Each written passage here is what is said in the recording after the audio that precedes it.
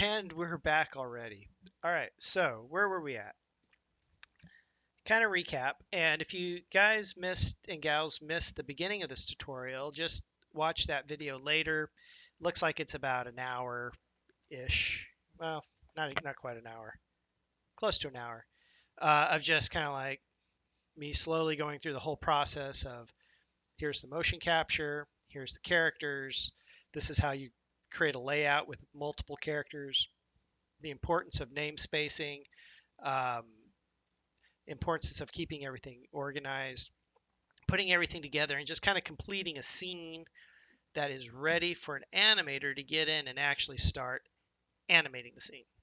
So let me hop on over to my desktop here. And I am so happy you all have stuck with this and stuck with me. And get this music going again. This wonderful cheesy music.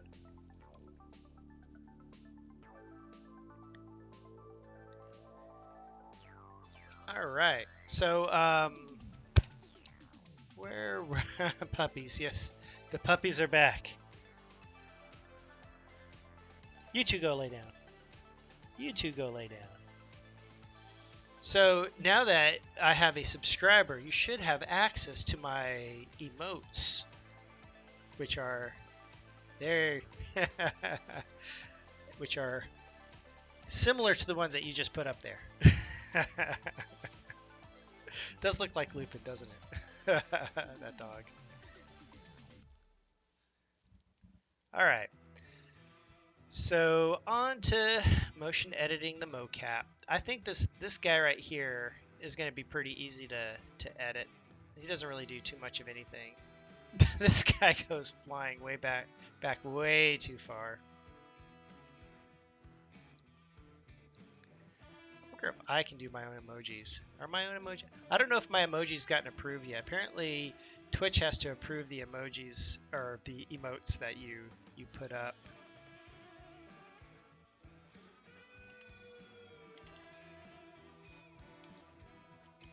Yeah, it's probably still pending.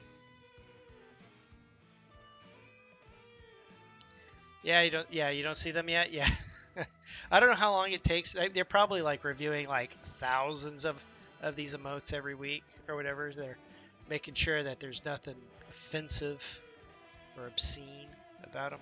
But I've got my puppy dogs and Mr. Kitty as emotes. All right. So yeah, I really want to do this guy who gets blown back. I think he's too close to these guys. I think he needs to move forward.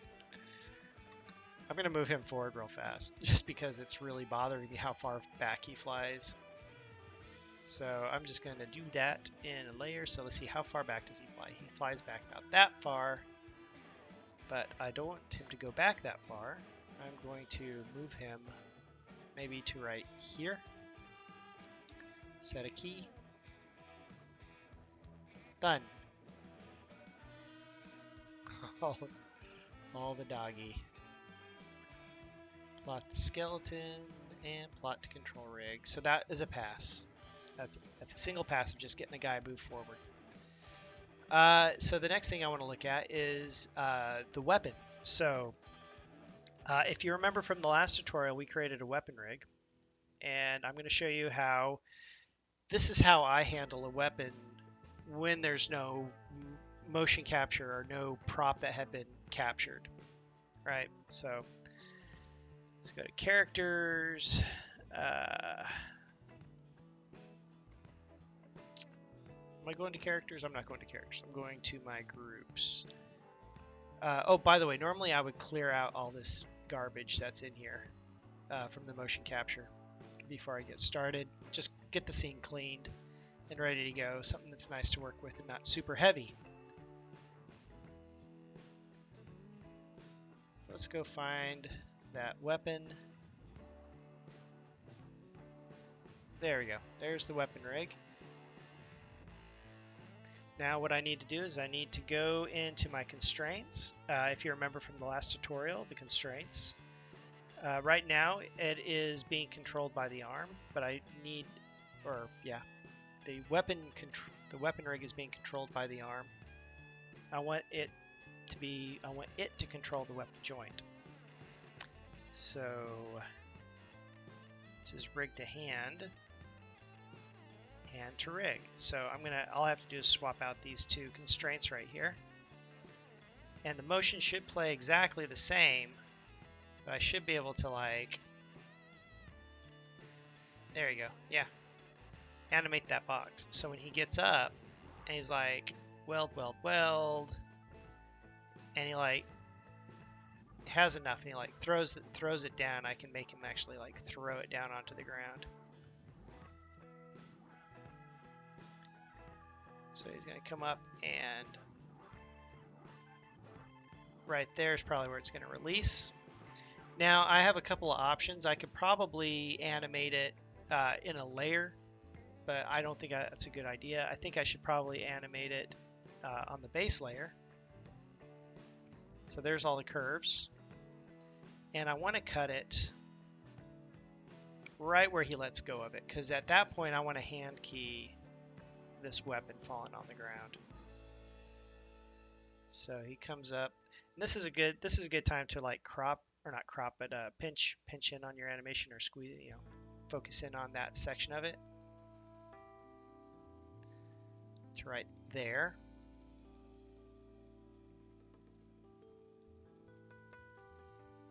Let's go find the right spot.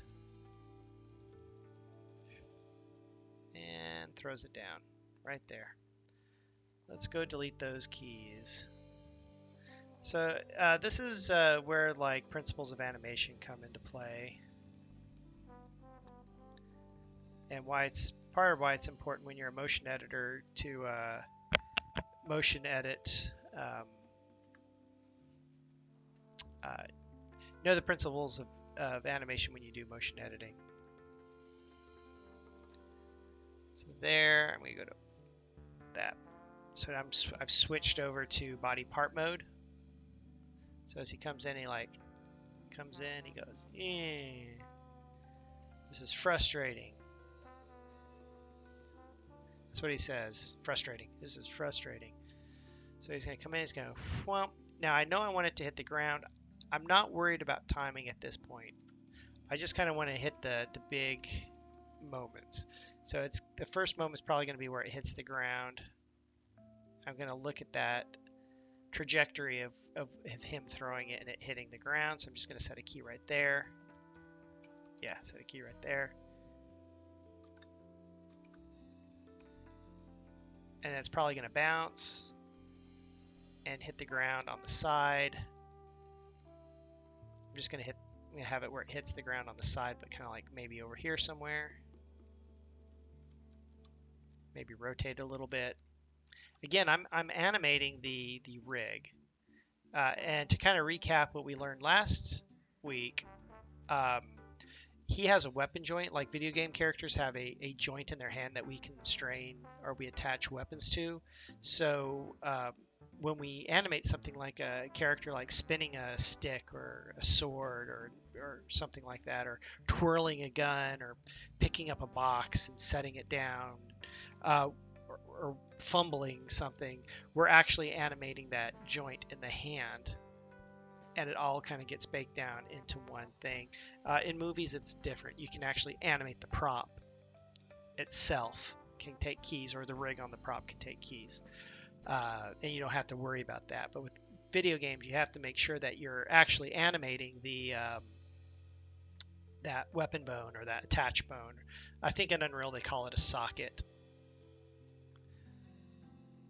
So he's going to boom, and I think it's going to bounce and slide one more time over here. Again, I'm hitting the keys, the key moments, right? Which is where it's hitting the ground. Although it just looks like it's sliding right now, right? So it's going to go. Yeah, so I don't like where this is hitting right here. Actually, I think I'm going to cut a key back. Maybe I'm going to cut it right there. Get rid of this key. I think that's better. And then here, I think this is too close to him. I think I need to move it out. He's going to throw it down. Boom. And then I'm going to have it bounce. So I'm going to go in between these two keys. I'm going to have it come back up in the air. Hey, I got tips. Woohoo! Thank you, Pink Werewolf.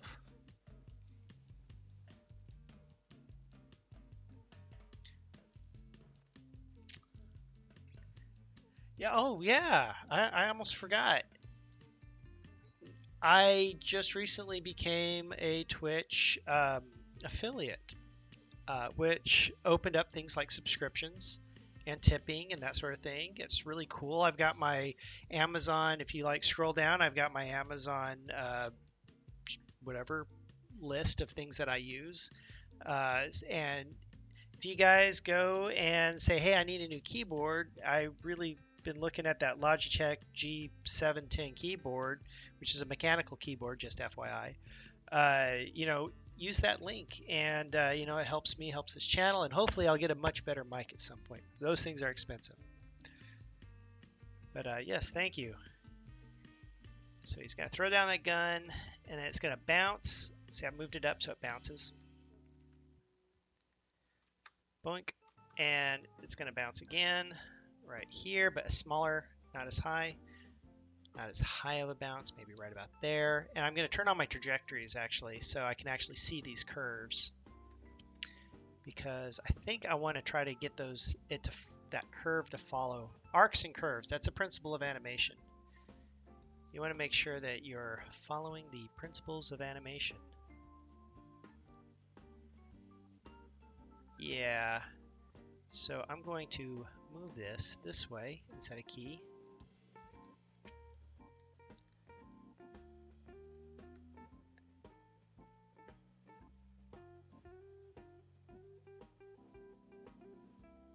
There we go.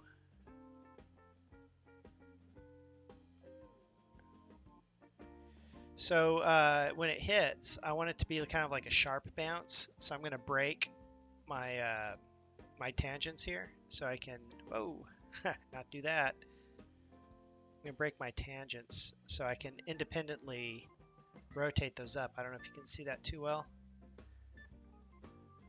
So that I can, you can see me, I'm screwing around with that too much. What I'm going to do is I'm going to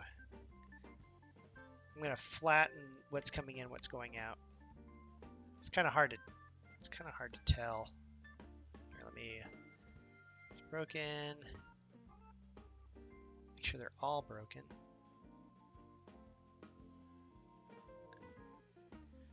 So what I'm doing there by taking that curve and kind of like bringing it down to like a point is it's gonna be a sharp change in direction where it kind of comes in and it goes bam, hits and then bounces off. It's something hard. It's going tonk, bouncing off. But the opposite, when it's in the air, I actually want it to kind of like flatten out. I should only be doing this in translation. Should not be messing with rotation just yet. So yeah, I want it to kind of like flatten out as it's going in the midair, and then it's going to come down. It's going to kind of clunk, hit again. So I want to break that. Adjust my curves. Flatten the curves. I'm going to look at rotation. I think with rotation, I'm just going to go ahead and smooth it for now.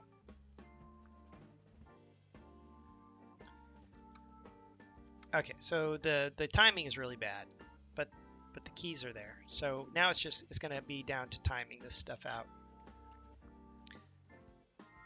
So let's see here. Yeah, boom. I think that might be okay. That first initial here to the ground. Then I think these are happening too quick. So you can scale things by just selecting everything and just kind of like scaling it out. I'm going to do translation with rotation.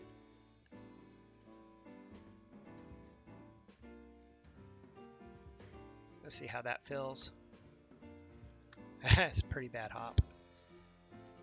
Bunk. Hide that.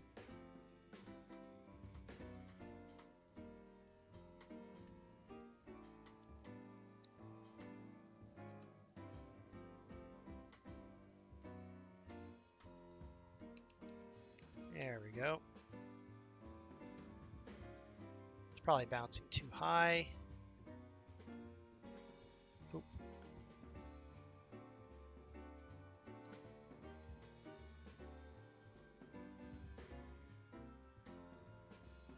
I think I know what part of the problem is. I think part of the problem is the pivot point in the rig is like near the front of the gun, and so I'm not quite getting the rotation that I desire. Got to think about how to make that better. I think I'm gonna have to like compensate for it.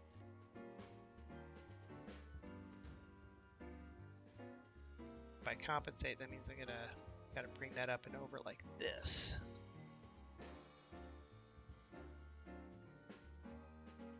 And it hits on an incremental frame.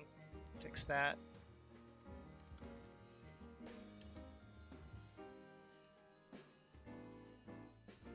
Hits.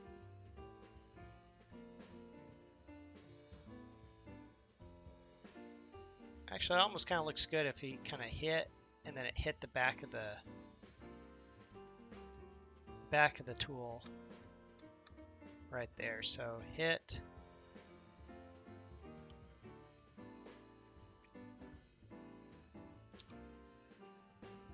Right there like that.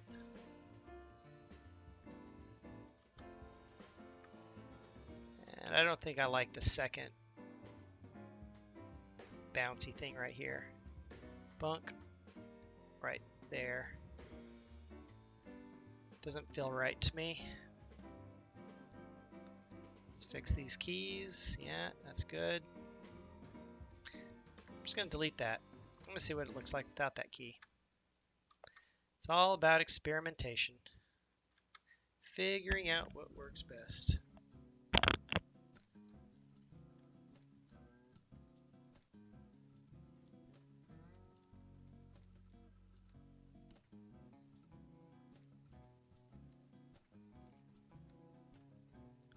All right, so again, because of the pivot point on that rig, I got to think about it in all the different axes. Slide it this way. I'm gonna hide the rig. Wait, if I hide the rig, it hides the... Where is my rig? Oh, that's interesting. If you hide the rig, it hides the path. That sucks. Put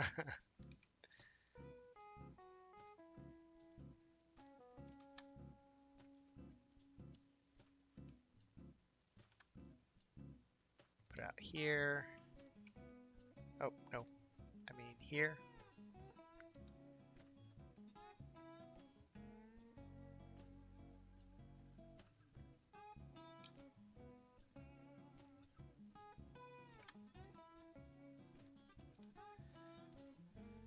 It's moments like this I wish that we actually captured him throwing down a weapon. Oh well.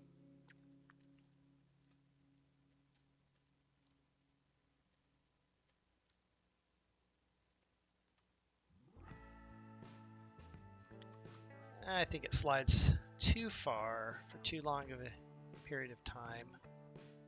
Pull that key in. Timing's still not right.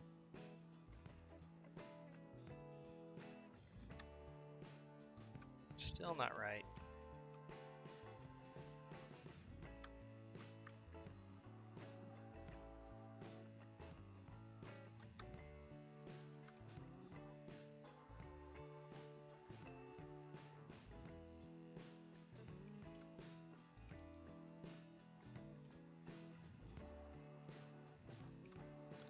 Maybe it's sliding too far. Maybe it shouldn't slide. Maybe it should bunk, hit, and not slide. It should bump, hit, and then stop right there.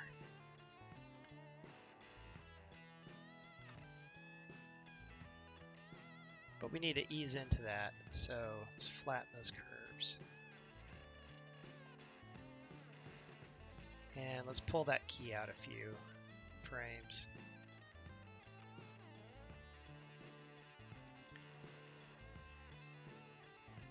It's getting better.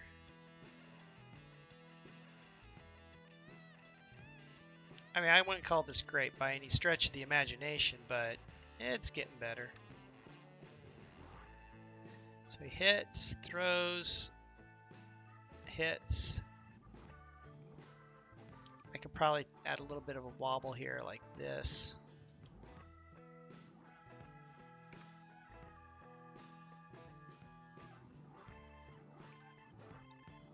It should actually end up like this. It's got that weird shape to the front.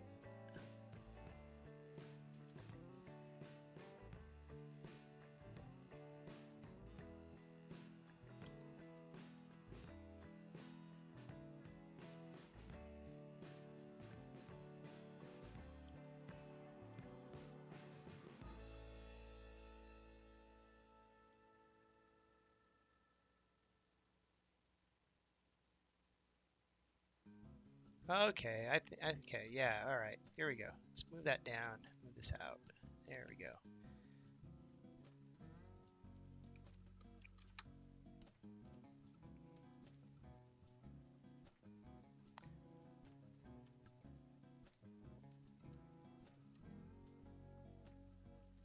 Not great.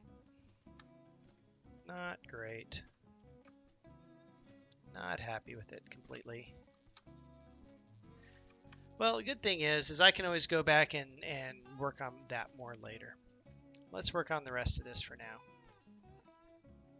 while I think about what to do with that. Let's get his pose working. So he's kind of got this kind of welding pose.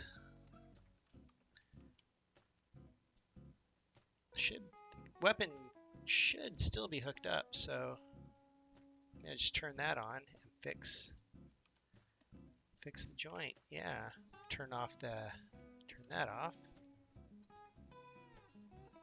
Let's get his hand into place.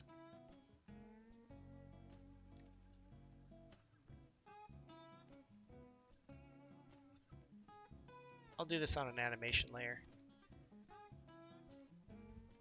And let's get the other hand. Same thing.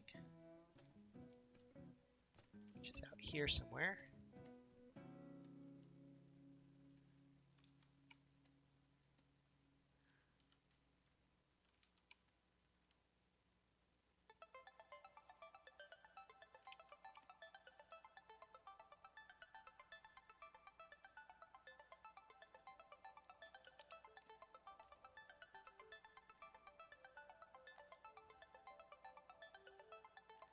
Kind of has mangled hands here. Maybe he's holding on to it like this.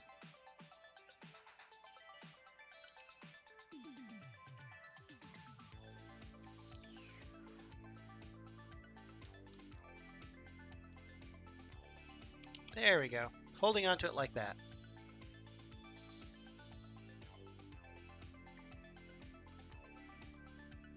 Fix his fingers. Finger, finger, finger.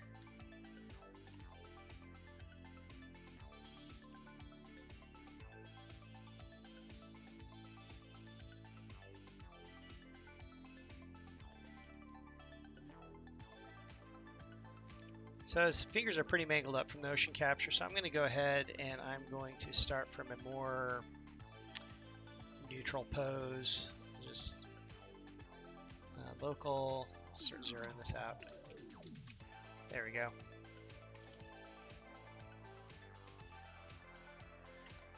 So now I'm going to kind of be going back and forth between where his hand is at and how his fingers are wrapping around the grip.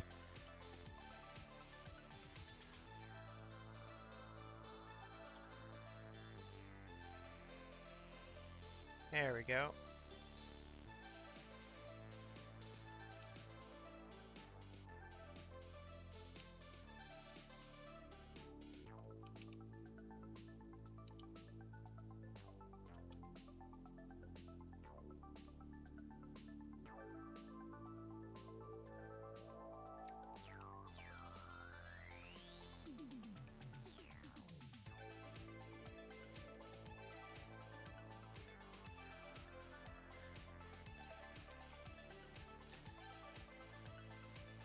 There's a really big grip on this weapon for this guy's hands. Just saying. Get that in place.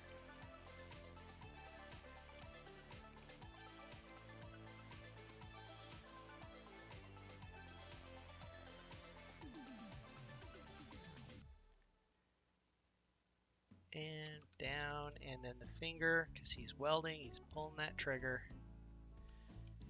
Don't have to worry about trigger safety here, as he needs to pull that trigger.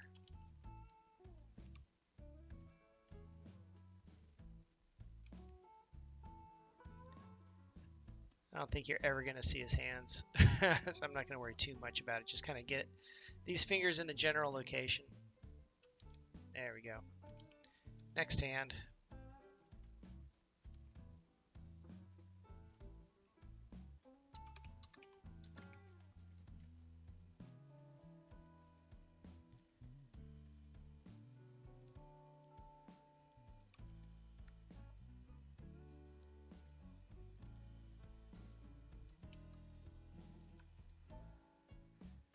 Let's curl that thumb.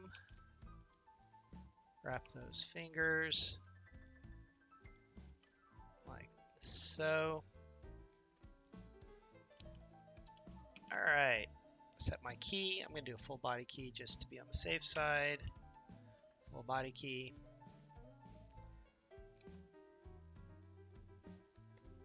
Alright. So he's welding, welding, welding. His hands look better now. Although the mocap on his fingers are going crazy. I think we need to delete the mocap on the fingers. On the base animation layer. Selecting all my fingers. Selecting all that garbage. Delete. Set a base key. Head back over here. There we go. Welding, welding, welding.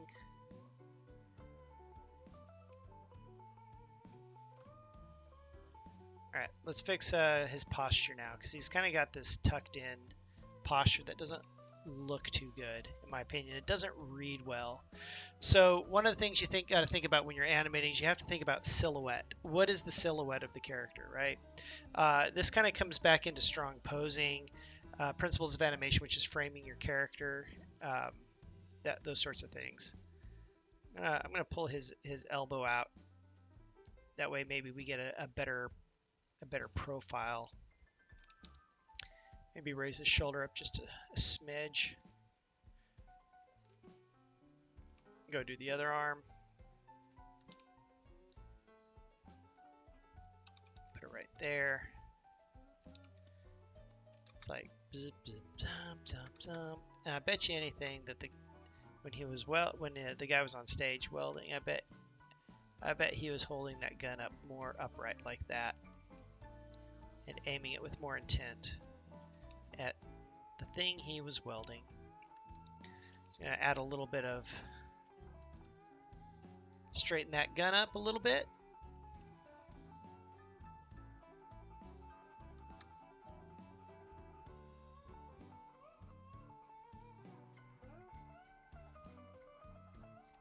All right, so there's where he starts throwing everything down. So we got to figure out where to turn everything off.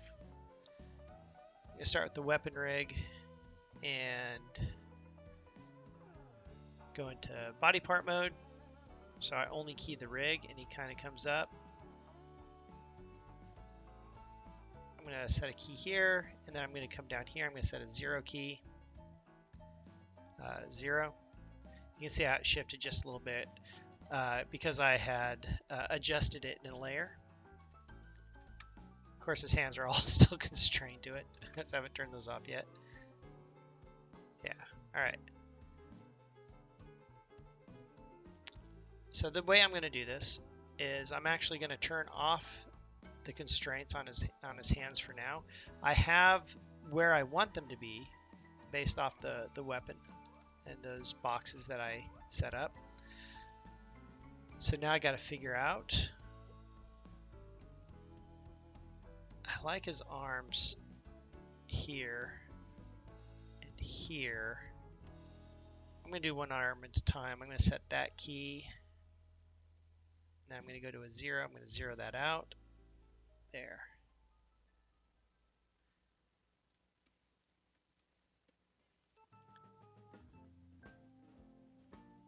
So I think he's kind of letting go right about there-ish.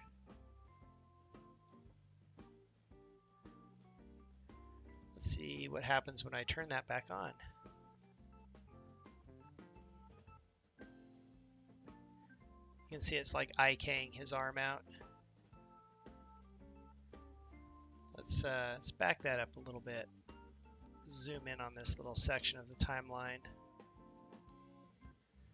Maybe right there. I'm trying to find the best place for this, where he should be letting it go. So I think I'm going to try for right there. So I'm going to set an on key for the IK, and I'm going to set a key for the hand itself. That's my offset key. I'm going to go forward 1 frame. I'm going to turn the IK off.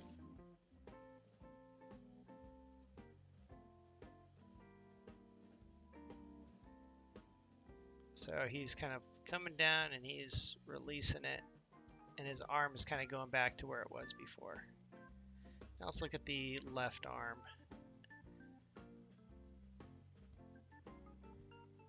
I'm going to set a 0 key, or so I'm going to set a key here, and I'm going to set a 0 key here. It kind of takes it back to the original motion capture.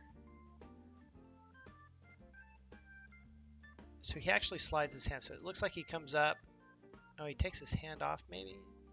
No, he kind of does this two-handed throw kind of a thing. I think I'm going to do that by taking this control. I'm going to go find out where that first initial key is, which is right here. Set a key, come forward.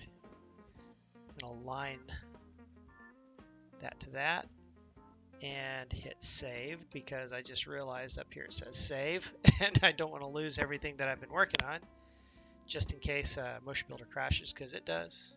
It will crash.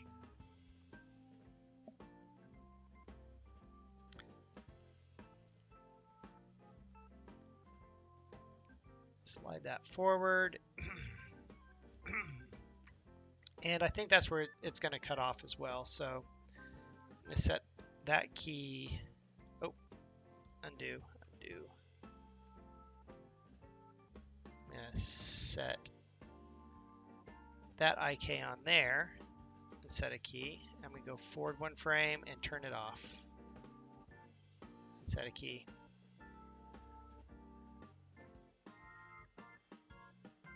Oh, did I not key that? I think I didn't. Let me fix that. Turn that off. Align, translation, rotation. Set a key. All right.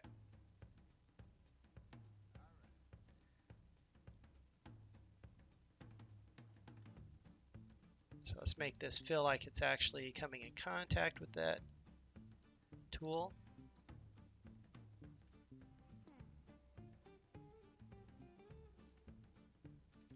Maybe right about there-ish.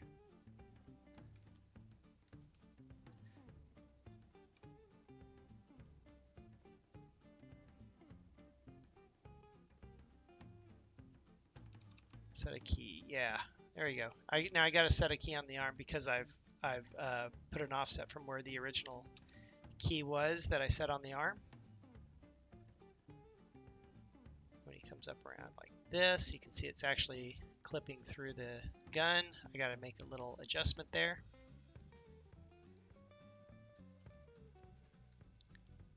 Like that.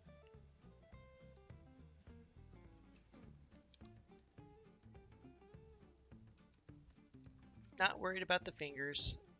In my mind, I'm picturing how the fingers may be as his hand glides across this weapon or tool.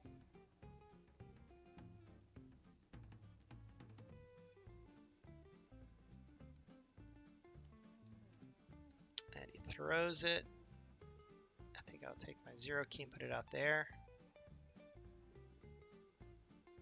Right there.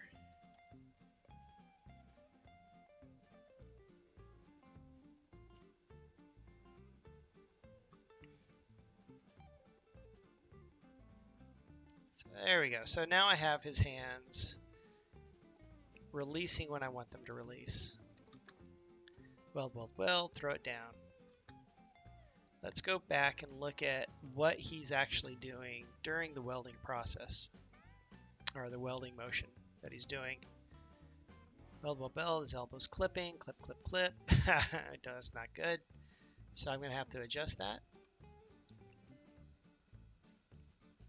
So he welds down to here. His arm is going to come up like this. As it's resting on his knee, maybe the shoulder comes up a little bit. So this is all motion editing.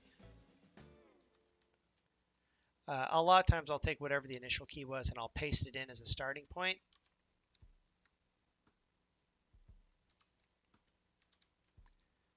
Set that key, put that up.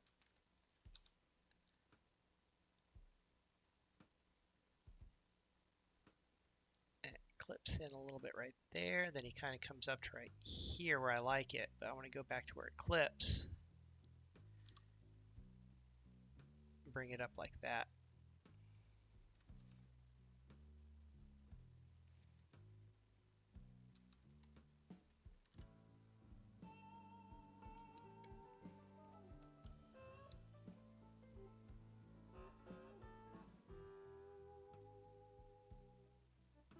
I'm going to go find the areas where I think the elbow is good.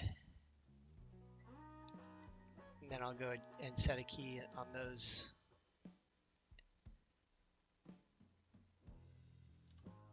And then go back and fix the ones where it's clipping through.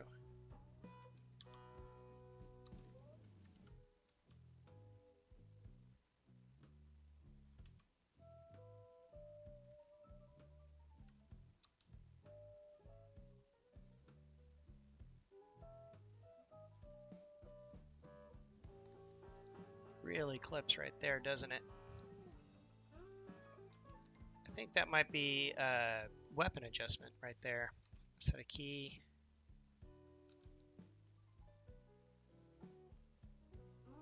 It kind of comes back up. And the reason why I call it a weapon adjustment is because it looks like his wrist is starting to break a little bit. So because of the way your tendons and ligaments are, you can only stretch them so far, and at some point it's going to start putting force onto everything else and causing it to shift over. So that's what I'm going to do. Its wrist is causing that to push over that way in this instant in time.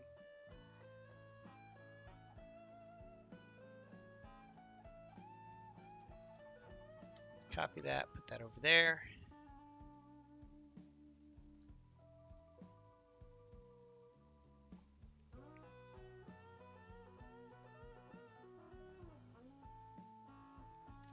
All right.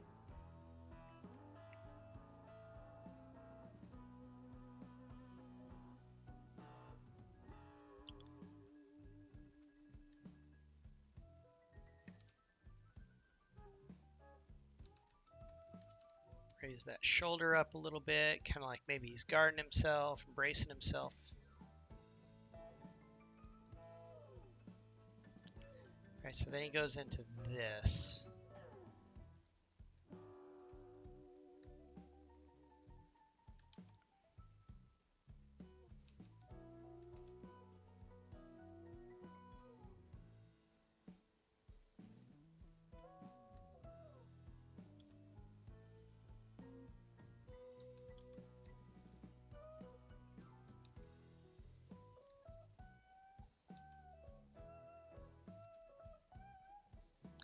So I'm just kind of going, I'm playing back and forth between the arm and the weapon now to kind of get it where I want it to be. Raise it up a little bit.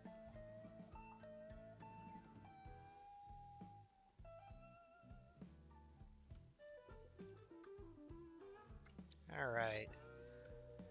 So I'm kind of working on one element at a time, one pass at a time. So I'm concentrating on the arm, this left arm now.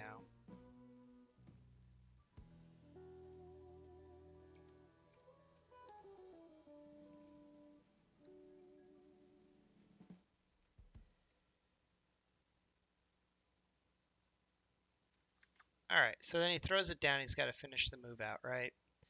So he throws it down. Boom. His arm comes back, kind of slaps against his side, but his arm's kind of straight.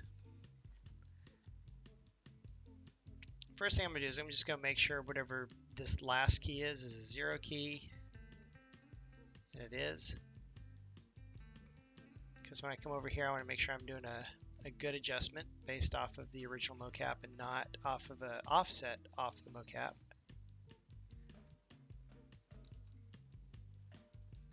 I don't want his arms to be tucked in, so with his hand pinned, I'm just going to flare out that elbow a little bit.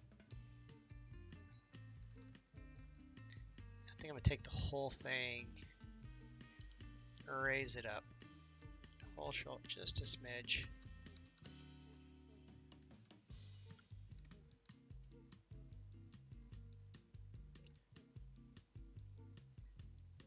Neck throws down, and then it kind of like hits his body, kind of comes back up. So it's kind of a slow move, or a slow, soft motion as it kind of clips into him. So I think when it kind of clips into him, I'll see if I can make it feel a little more abrupt, like it's bouncing off of his thigh.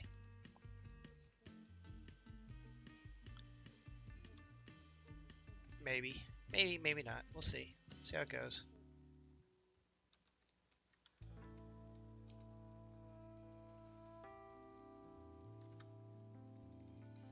Yeah, it felt better. Felt like it was bouncing off of him, right?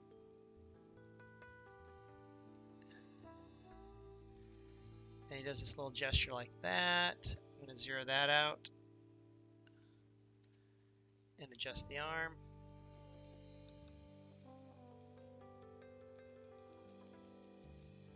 Zero. Adjust the hand.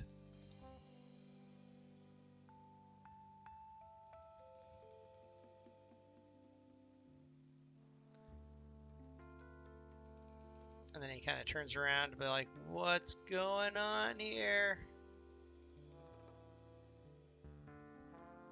Doesn't even get a chance to put his hand up. Man. Turn his hand out like this. It's like trying to, protect himself.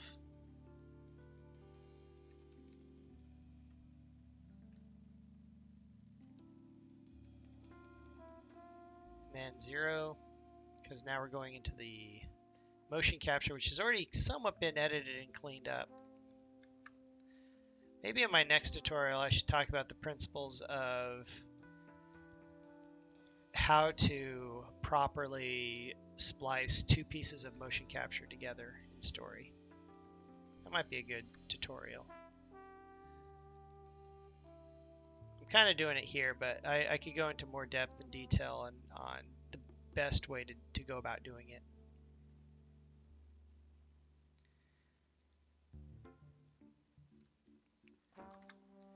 All right, weld, throw it down. And what are you talking about? Whoa, boom. That explosion cracks me up every time.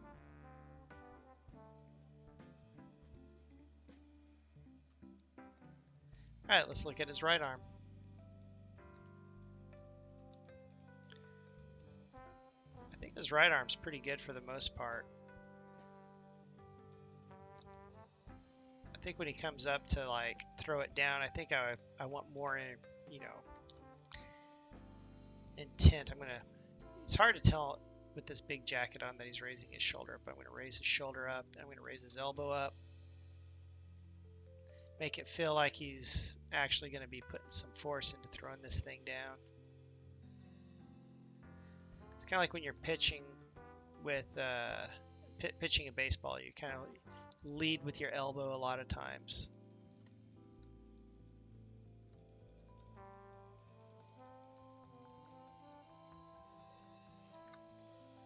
Yeah, that felt better.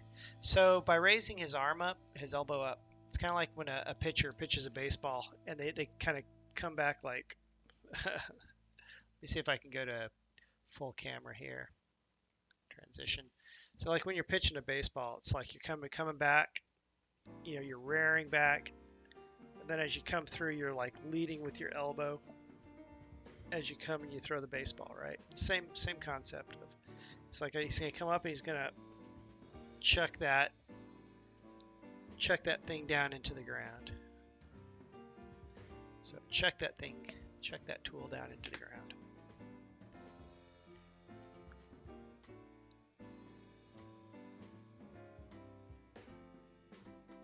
And then there's the after chuck toss.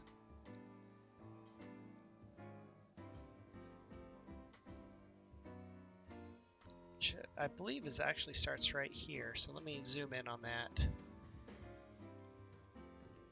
Hello, Hellcat. How are you doing? How are you doing tonight? Hope you all had a good Easter. Tell you, it was a little frustrating because it's like we work with UK and Germany, right? And they have like Friday, Saturday, Sunday, and Monday, like 4-day weekend. So we're all like, oh man, we're trying to do work here. Where are you guys at? You're on vacation.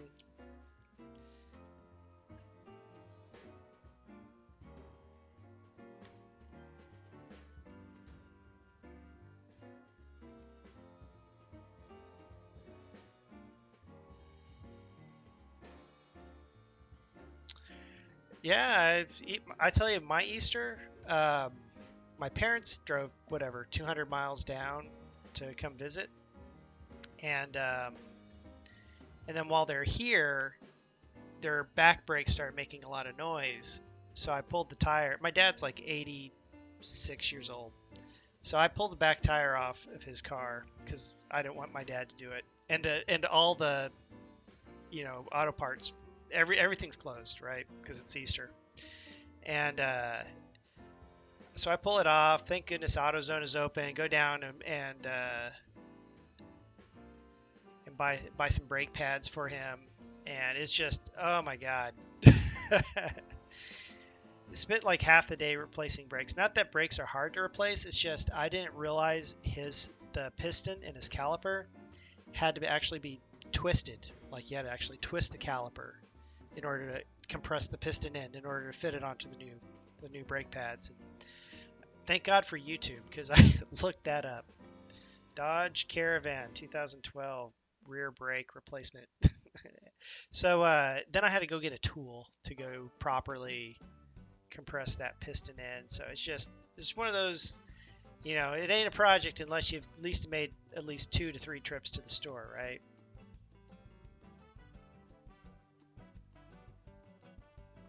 But yeah, I got his brakes replaced, and then yeah, I got his brakes fixed. So then I pulled my girlfriend's car up because I've been like, I need to replace her brakes. So Easter turned out to be like a day of like fixing brakes and cars. But yeah, it's cool you're building a new PC. I actually built a turntable. I got like a Lazy Susan kind of a whatever disc with bearings, and put my own board on it, and I set my PC on it when I build my PCs, and then I can just like spin my tower around as I'm working on one side, and I want to spin it around and then work it on the other side, work on things on the other side. Really good for like cable management and stuff.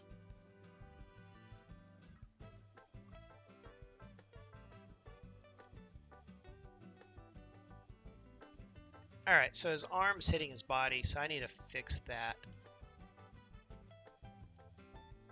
so that his arm's not clipping so bad into his body.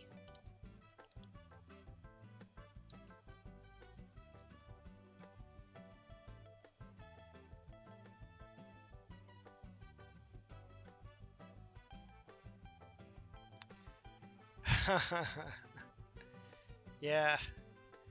So I taught my kid how to build a PC. He's 10 years old, and he's been wanting a new PC, or he's been wanting a PC, period. And honestly, I'm kind of tired of him getting onto my computer because I use my computer.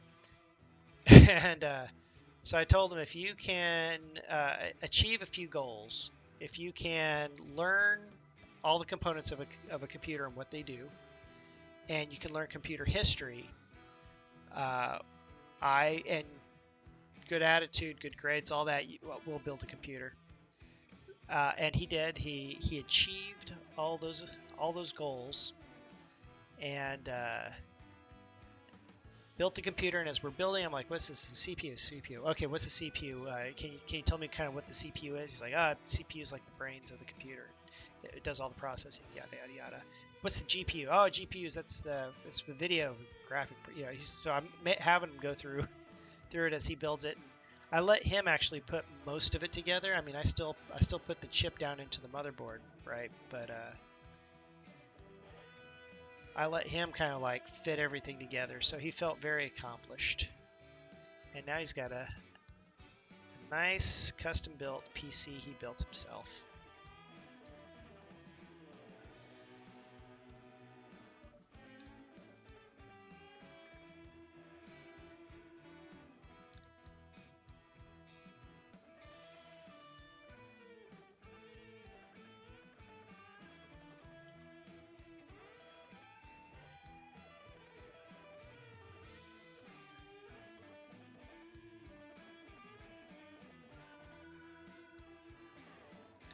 Yeah, thank you. Yeah, it was quite the challenge, though. It took quite a while. The problem is I there's all these great documentaries on history of computers, history of where they come from, and how far back do they go, and everything. And the problem is he would get himself in trouble and grounded from being able to watch television. It's like, sorry, you can't learn computers today. You got yourself grounded.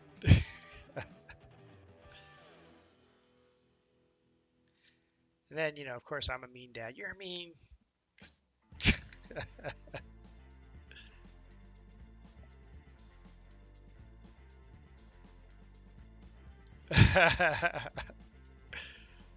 Yeah, we're all mean dads.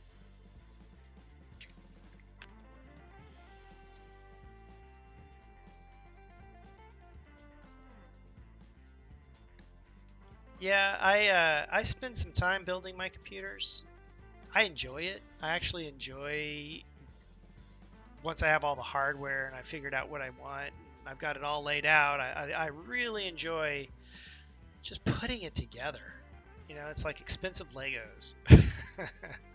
And one of the things I actually enjoy most about building my own computers is cable management, believe it or not. I love getting in and doing like clean cable management. To me, it's kind of like therapeutic, for lack of a better term. It just feels so good to just get in there and put everything, like, oh, let me rewire this.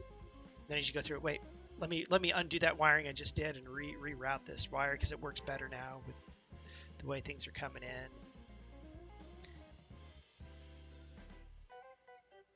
In fact, I've been thinking about getting a new tower. I'd love to get a new tower. I got this old Cooler Master half 9 something, 935, whatever. I've had it forever. And when they, and by ever I mean 2008, 2009 is when I bought the tower. I've just been upgrading it, right, with new insides, but the tower has been the same since then. Yeah. And it runs great. It runs pretty good. I think my video card is probably getting ready to go out because I can hear the fan in the card starting to give up on me. But Back when I bought it back then, they didn't really paint the insides of towers, except for on the really expensive ones. So what I did was I bought this tower because it's affordable, and I drilled out all the rivets, hung up the parts, and then spray painted the inside myself, and then re-riveted the whole thing back together. And it's quite the project. And then I lost my job at 3D Realms, and had to move down to Austin to work at Lightbox. So while the tower was ready to go, I didn't have an opportunity to buy all the insides of the computer. It wasn't until I got down to Austin and started my new job at Lightbox, working on some of these things right here that you're seeing. This all came from a game I was working on way back then, that I was able to like afford computer parts. So there. Oh, hey, by the way, to everybody watching, I've been talking with marketing and community management at CIG, and at the next Around the Verse, I think I might be featured actually animating live, very similar to what I'm doing here. And I don't know what made me think of that all of a sudden, but we're going to do a test tomorrow to see how well it works out. And if everything works out, then on Friday for like an hour, I'm just going to sit down and do what I do here. But there, with our game assets. I'm excited about it. It's going to be fun. So I've been talking with Jared Huckabee about that. And then we might do it again later on. But we have some fun things coming up. I can't really talk about it, but I'm really excited. And if it gets approved by the upper level of management, I'm gonna be thrilled. But that's enough. It's enough CIG talk.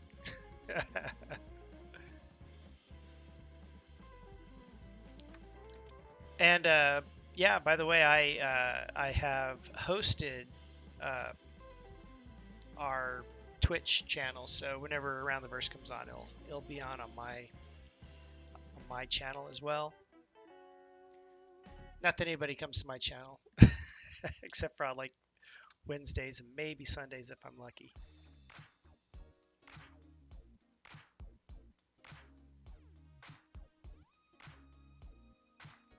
Yes, you do, and I appreciate it, man. I love talking to you guys.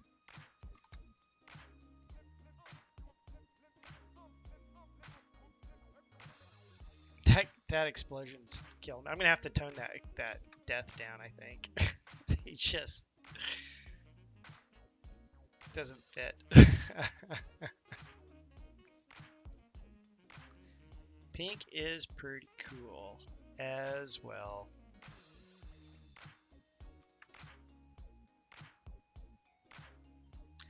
Oh, and for those of you who may not have noticed, I have officially hit Twitch affiliate. So I now have the subscribe button, and I have tipping, and I have all sorts of other things that have opened up that I can share with you all, like my Amazon list down below with various tools I use for animating, like Wacom tablets. Actually, this whole time I'm using a tablet to animate. And if you use those links, it definitely helps me out. And maybe I can get a better mic, better than the one that I'm headset. I wear a headset all day at work, working. I come home, wear a headset all night. Yay, Pink Werewolf. You're awesome. Thank you very much.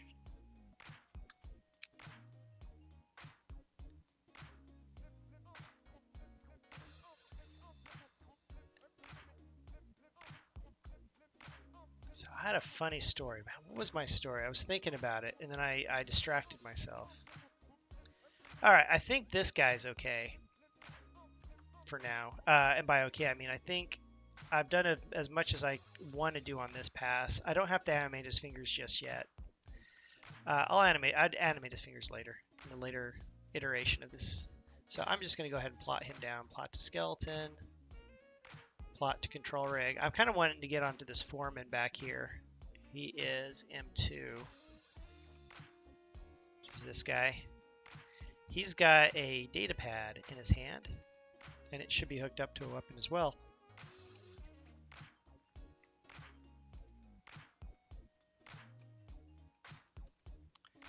So there's the data pad. It's in his hand. Yeah, I know. Look at this big weapon control node.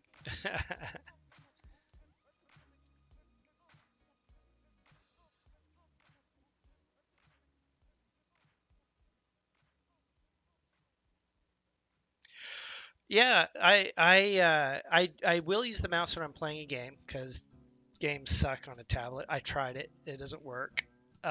So what happened was I started noticing some severe strain in my carpal joints, like in my knuckles and everything. And what I've discovered was when I was using a mouse, I would hover my middle finger over the right mouse click, and over time, over the years of just working like that, it became extremely painful to the point where I'd have to stop and I'd have to like, crack my knuckles. I'd have to like stretch it out, and it became excruciating at some point. And then I was talking with a guy I know, Will Nichols, who's like in the movie industry and stuff, and he uses the tablet for like everything. And he's like, "Yeah, man, I just use it. I enjoy it." I started using it, and it was difficult at first to kind of get used to it. But once I got used to it, it's like I don't even want to go back. So I remembered him telling me this. I'm like, I asked where I was at Terminal Reality at the time. This is back in 2005. I want to say 2005. And I said, "Hey, is it possible? Can I get a Wacom tablet?" Thinking there's no way they're going to buy me a $300 Wacom tablet, but they did. They said, "Yeah, sure, no problem." And I got it, and I started using it, and I was like a clumsy and just like I had a hard time, uh, you know, controlling things because I just wasn't used to it. But I stuck with it, and I started getting better with it, and I noticed all the pain in my hand just started disappearing, just went away, to the point where I it's hard for me to animate and work without using a tablet now. In fact, almost everything I do at one point, everything I did was with a tablet, was with a stylus, and I'd only ever switch over to a mouse whenever it was time to actually play a game. But uh, the problem is Windows at some point decided desktop PCs are the same as tablet PCs, and it really made it very difficult to use a lot of desktop apps with a tablet. And at one point, you had to do a lot of like finagling and turning features off in the background of Windows in order to get a tablet to work properly. It was really a big pain in the ass. It's still kind of a pain in the ass. Like if I'm working in an animation, I want to go over to an Excel doc to type something in. I can't just go over there and click on the Excel doc because all of a sudden the Excel doc wants me to start drawing inside of it for some reason. It's really annoying. I kind of wish there was a no button. No, I want the tablet to act like a mouse more than a drawing instrument. So anyway, that was the story I was trying to remember. It was why I use a tablet versus a mouse whenever I work and I animate. All right, so let's get his hand on here. I should be able to. Oh yeah, I got to switch that constraint. That's right. So he is M2, and it is weapon to rig. No, it's yeah.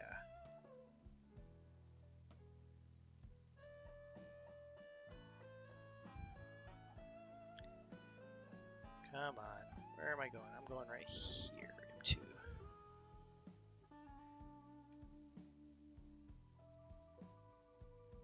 So it's this, rig to hand rig. All right, so I got to turn that off, turn this on. All right.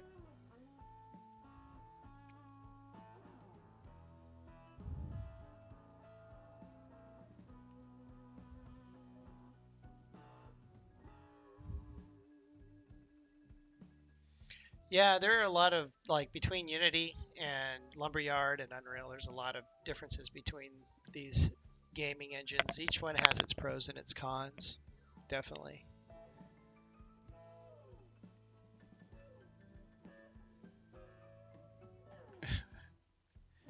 Yeah, I wish I could use it. If like I was saying, like spreadsheets like Excel, it's like I wish I could just go in there and click a frame and type, but the second I click a frame, it wants to draw because of Windows, and everything's a tablet now. Even my desktop's a tablet, apparently.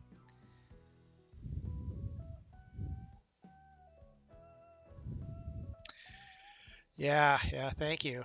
Yeah, it is. I tell you, ergonomics, like I went ahead and bought an expensive Herman Miller chair, which is what I'm sitting on because I've got a bad back and it's from like 7 years that's just bent over a drawing table drawing all the time. And I got some other really cool tools. Like I've got this great thing that one of the guys I work with showed me. It's this back brace that from when you're sitting, it kind of like wraps around your back. It's got these like knee pads that kind of come and they fit in front of your knees and it kind of like corrects your posture. And just 15 minutes a day with this thing does wonders for your lower back.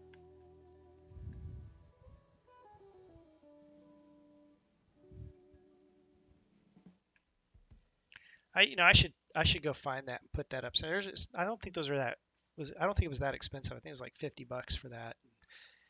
It's really nice. It gets to the point where I'm like, oh, my back feels really good, but now my knees are tired because the way just the way it sits.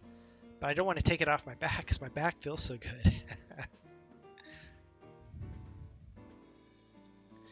All right, so where was I at? Oh yeah, I'm talking more than I'm animating.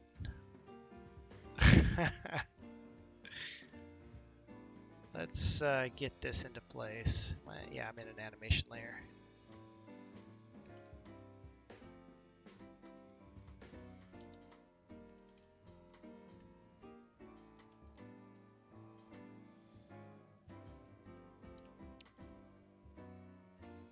So there, put his hand there-ish. There-ish.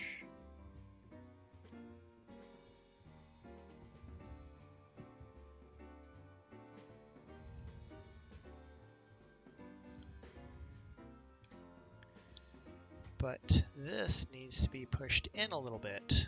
How can I make this push in, but not screw a bunch of stuff up? And I think I should do that with how the weapon is attached to the rig. So I think I want to unlock it, and I want to go select that control, which would be right here. Let's go to local, and I want to push that in a little bit closer. Maybe right about there, and lock that. So now that's locked. That would let me pull his arm back and kind of get it back to where his arm was originally. Set a key there. There we go. Get that elbow out a little bit.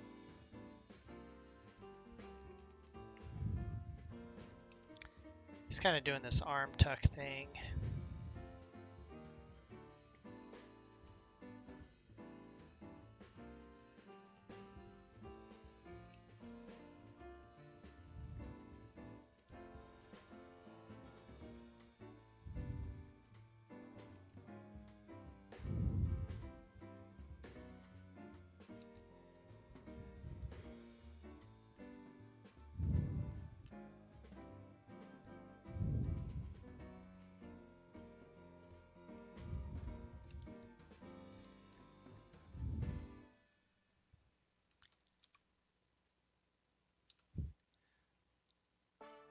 So have any of you have all of you been watching Game of Thrones?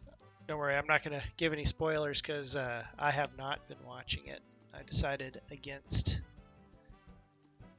watching it. Not that I have anything against it. I'm just like, I'm going to let them build up and then watch them all at once. I feel like some shows you have to binge watch. If you don't binge watch them, you lose track of where you're at in the story.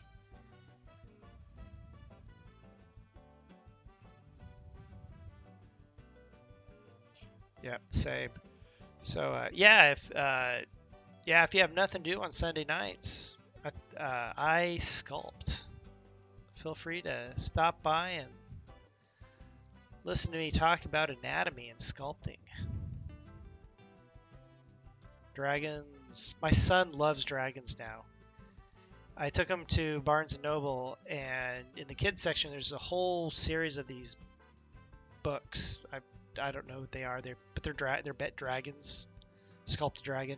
You know, there's a guy on Twitch sculpting a dragon right now. It's pretty good. It's huge dragon head that he's sculpting.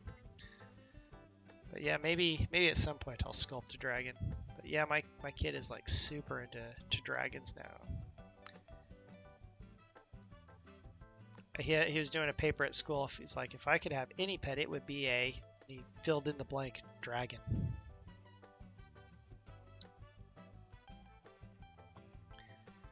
So when we shoot motion capture, so this guy, let me flip back over to here. So when we shoot motion capture and we want the character to have his arms crossed or folded or however, we can't, the problem is when you do this, you have all these markers on your hands and your forearms and wrists and stuff, and they get occluded, and that means they're hidden from the cameras, so the cameras can't see it. So it makes it really difficult to clean up on the back end, right? So you're like, how do you do this? So when you shoot the motion capture, there's tricks you can do. You can come in and you can like put a hand here and put like a hand up here and try not to cover up the markers. And that should be enough for the cameras to be able to see and reflect and record those points of data. And that's what this guy is doing in this animation here. The actor, when he was holding it, he had his arm way down here as he was looking at his data pad, so that later we can come up and we can like tuck his arm or do something that's interesting as he's reading this data pad. Because yeah, this right here, hand completely disappears, and then the person doing all the cleaning of the data is like, why did you shoot it that way? This is taking me forever to clean. So we try to be nice to our people on the front lines cleaning all this stuff up.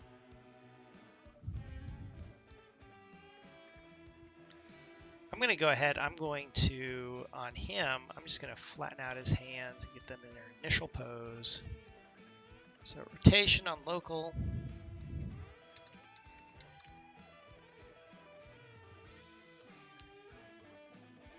Might be able to adjust his hand even further once I have an idea of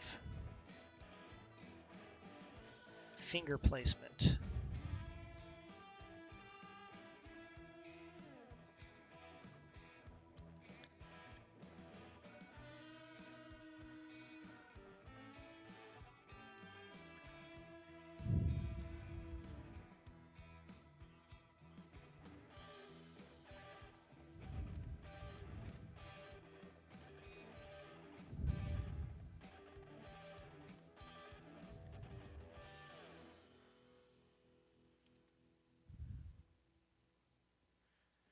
All right, so I got an idea of the fingers now that I've kind of straightened them up. I can do a further adjustment on this hand to make it feel a little bit better.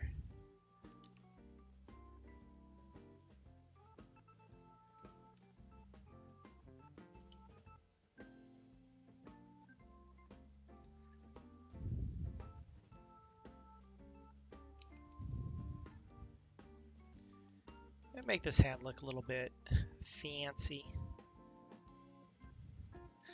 So when fingers curl, they tend to point inwards, like that. There's a central point that somewhere down here that all the fingers are pointing to.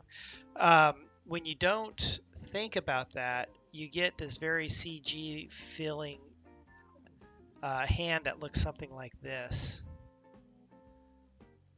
right? And you see that a lot in games and low budget things, commercials, whatever, where maybe they don't have a lot of time to really put into stuff. But just a little bit of thought on how to sculpt these fingers goes a long, long way. It's something I learned back when I was illustrating, and it has carried over with me as I animate. And I really wish not everything wasn't this dark as far as the textures are concerned.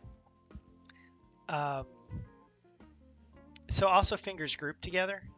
So these three fingers, middle, ring, and pinky tend to group together. And then out of those three, the ring and the middle finger tend to group together, generally speaking.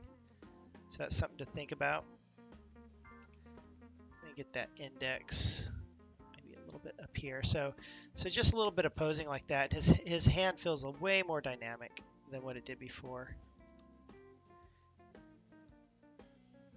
I don't know why his glove is not. I wonder if this mesh just has bad weighting, because I know I'm rotating these fingers.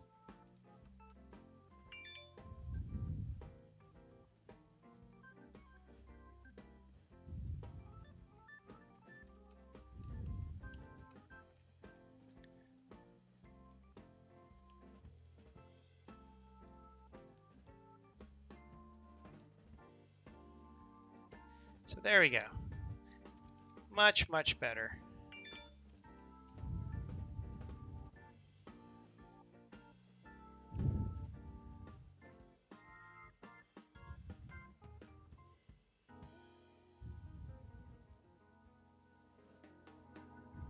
Where is that? There he goes.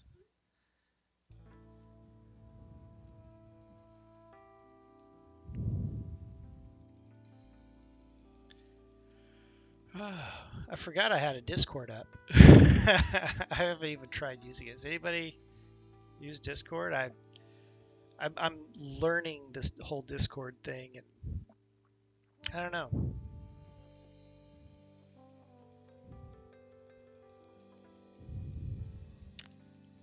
I don't know if it's useful or not. All right, so the next hand. Been wasting too much time. Wasting too much time. Here we go. Next hand. Let's get that straightened out. Set key. Oh, forgot thumb. Zero out the thumb. I think I'm going to have his thumb come up like this and over. Then I'm going to reposition his hand to be a little more friendly with this pose. Kind of like he's tucking it in.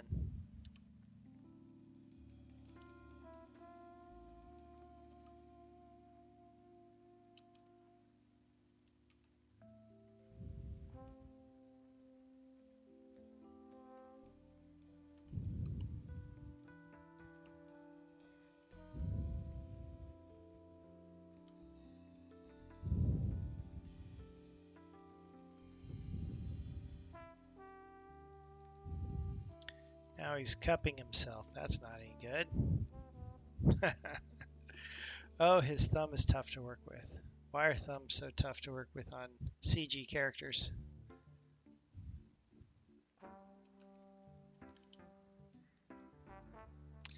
Thumb is a complicated joint. That's why.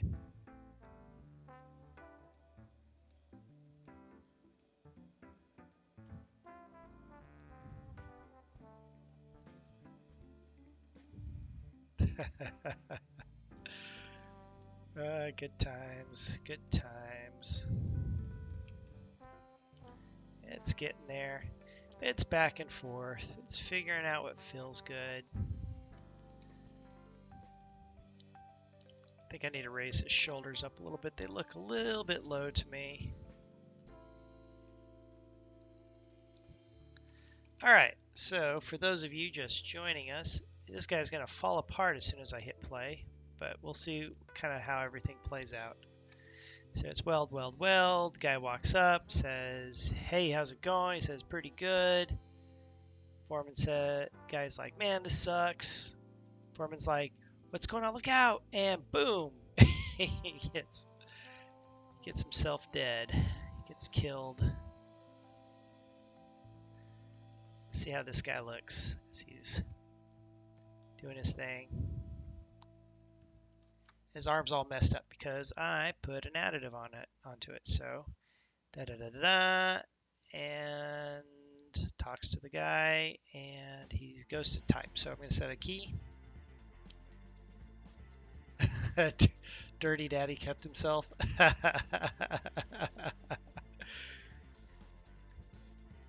That's funny. All right, so I'm going to zero that out. Boom, 0. You can see he's actually typing on that. So type, type, type. Drops his arm. So let's get that typing pose looking good.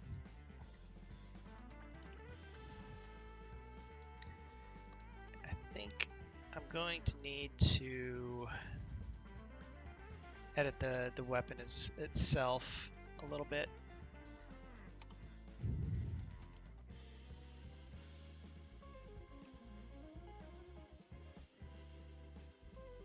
Pull it out here. I'll put the fidelity and the typing when I switch over to the hand being in control as opposed to the weapon being in control. Because right now the weapon is in control of the arm. Or the prop, in this case, is in control of the arm.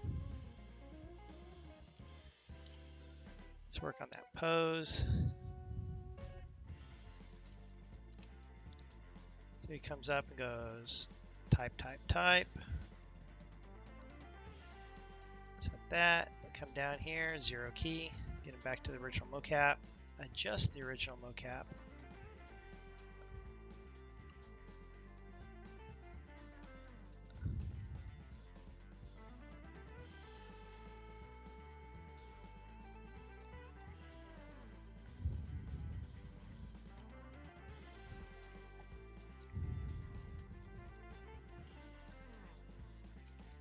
There we go.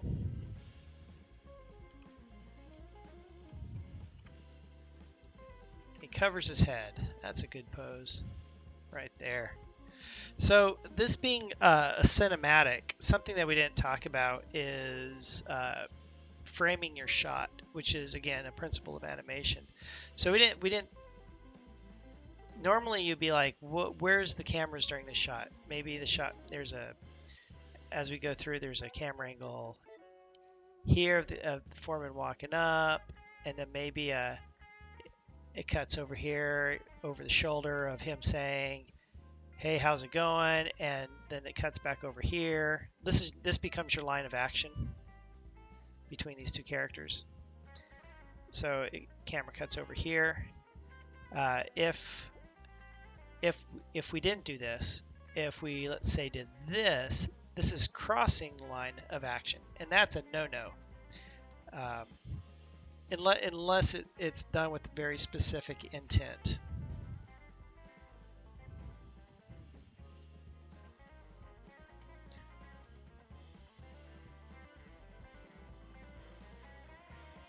Oh yeah, so if people are crossing their arms and stuff and blocking the data, do we need to fix it? Two ways to go about it. One, we could do a pickup shoot and reshoot it in a better way. Or two, you're right, we try to fix it the best we can and motion edit what we need to motion edit into place, or just cut those keys completely and just hand key animate those arms into place. The factors that you have to take into consideration are cost and time. Does it cost more to save the time and to save time to reshoot it, or is it quicker to reshoot it and cost you less? I don't know if I'm saying that correct or explaining that correctly, but you're kind of balancing out budget and you know, because it costs money to shoot motion capture, right? It costs money to clean it and retarget it onto your character. You get to to your animator, and it takes a lot of time to do that versus just doing it by hand. But it could take a long time to do it by hand. So is it better to go back to motion capture? It's kind of like you kind of have to play it by ear at that point.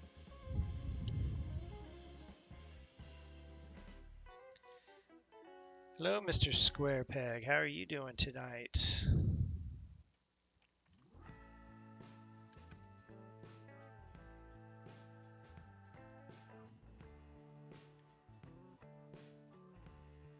That's good.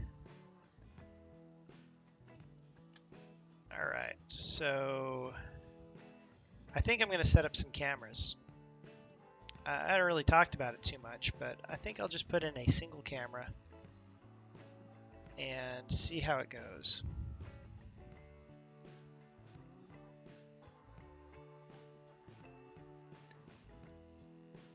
Oh yeah, so markers that come off, definitely. We have markers that fall off, and we've had markers end up in strange places. Like we'll be like, you're missing your arm marker or your hand marker, and you're like looking all around for it. And it turns out that it's like on the actor's butt. It like because these are just velcroed onto the suits, and the actor did something like this, and it's stuck onto their under their butt or onto the leg or something, and you're like looking around for it. You're like, we can't find the marker. Where'd it go? Or a lot of times they'll just fall off onto the ground. You're like, oh, there it is. Pick it up, put it back on. But then you're like looking around for it, and everybody's like searching for it. Then somebody's like, there it is. It's on his ass. You're like, peel it off and stick it back on the right spot. Typically, no, you don't have to reshoot. Generally speaking, I mean, if it's like something crazy where all the markers come off or a bunch come off for some reason, then you'll probably want to remarker and try the shoot again. Or if it comes off and destroys the data in such a way, you might want to try to reshoot that take, do a second take. But a lot of times if the marker comes off, it's only during part of it, wherever the character's actually crashing into something, like a crash mat or something, if it's a stunt, and then you just fix it in post.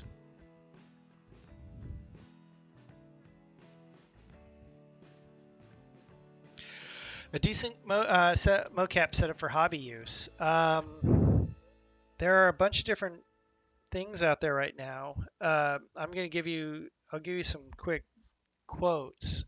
Like an accent suit. Last I checked, it was about $60,000.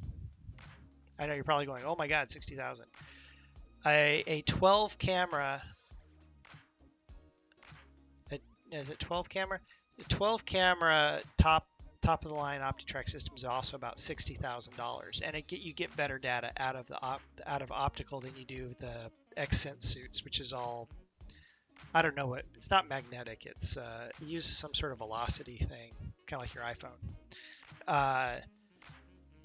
to record data,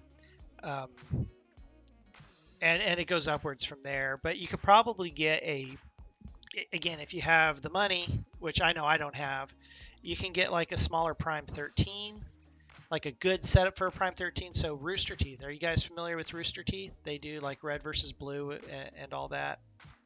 Let this play while I talk. Rooster Teeth, I got to go check out their mocap stage, and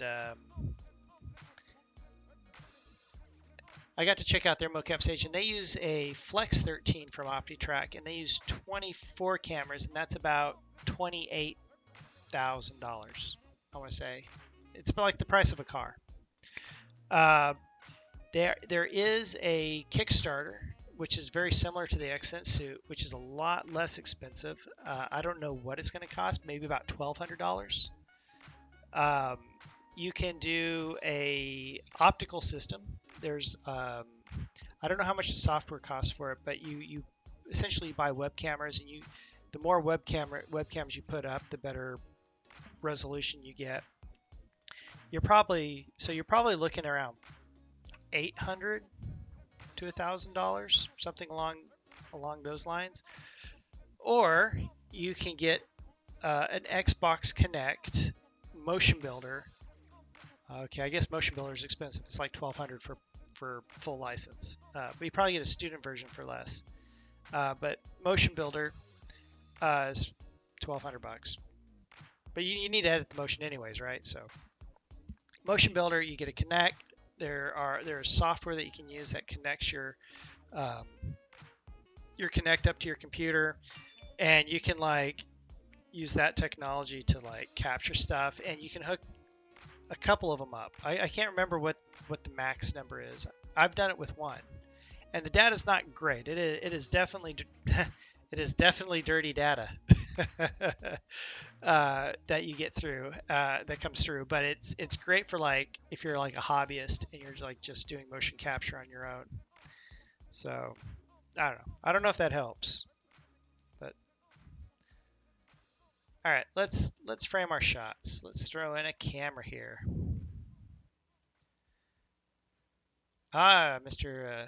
Square Peg, you got the student version. That's awesome. Do you remember how much you paid for a student version of the software? That's like, what did we say it was? It's like 1,200, 2,500. I can't remember what the price was for it.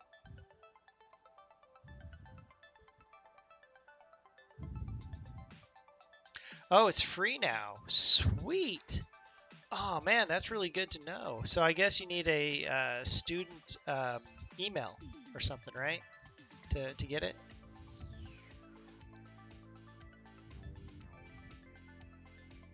I think Autodesk is playing it smart. They used to like, if you were not a company, they didn't seem to care if you pirated their software.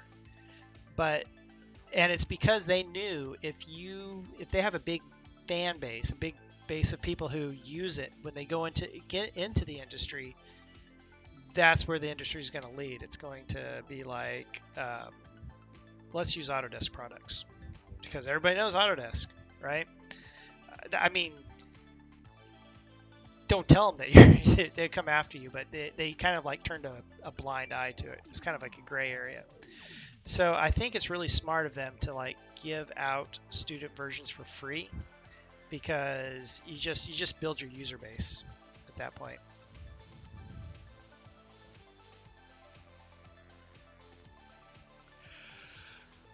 So motion capture online, there are a couple of places you can go to learn motion capture online.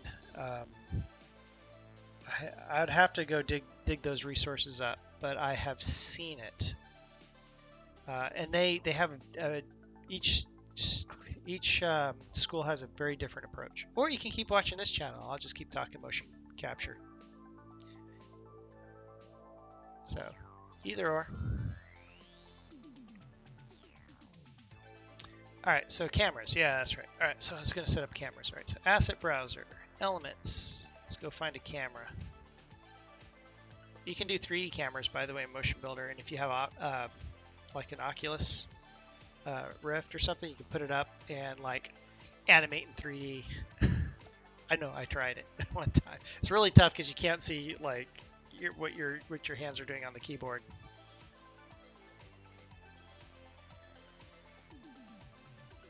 What is your thoughts on, let's see, Valve and Track?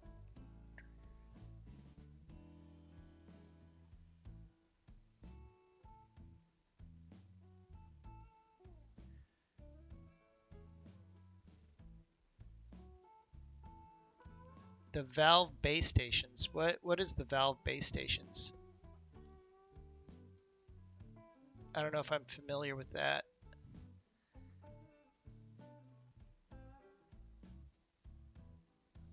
I kind of talked about the Extend suit, which is markerless. They use sensors. Oh, Valve Lighthouse. Okay. Yeah. Go ahead. Give me a link. Well, I'll see if I can click on it. I'll look at it real fast and we'll see what it's all about.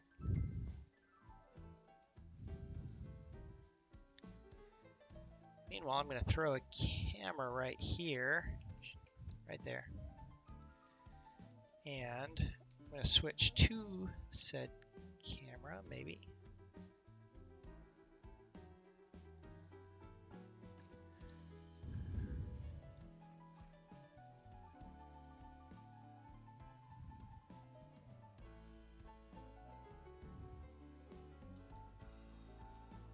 There we go.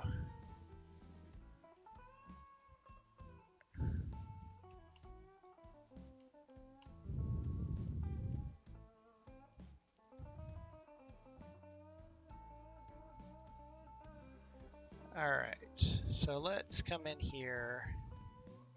Where is my camera? There it is. Camera and interest.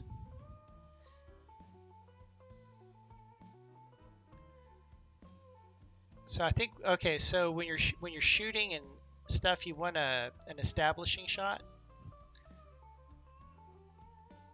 Let me go to my cameras. If you want to control your camera, you can go to camera, and we want this to be HD. And I'm going to put in square safe, and I'm going to put in a center so I can see where the center of my camera is.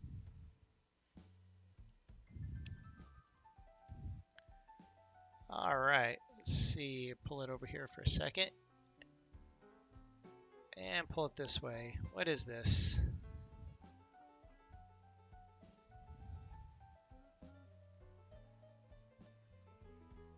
This is kind of cool.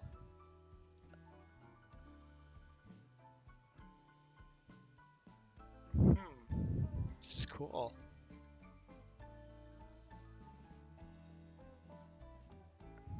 Now I want to have a look at the tracking the controller. Looks like, yeah. Let's skip forward a few frames, see what they're doing. The lasers can't rotate at the same time. Alright, I have to see it on a character. First I want to measure the residual noise. You can see in detail what it does. This public residual noise of about 0.3 millimeter across here. That is actually much more closely constrained than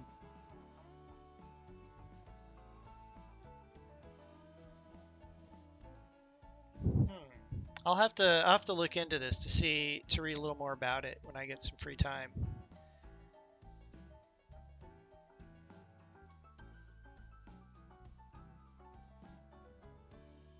Huh, this is cool.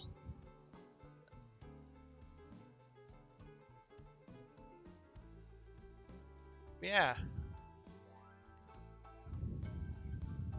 Just hide that down there for now so I can look at it.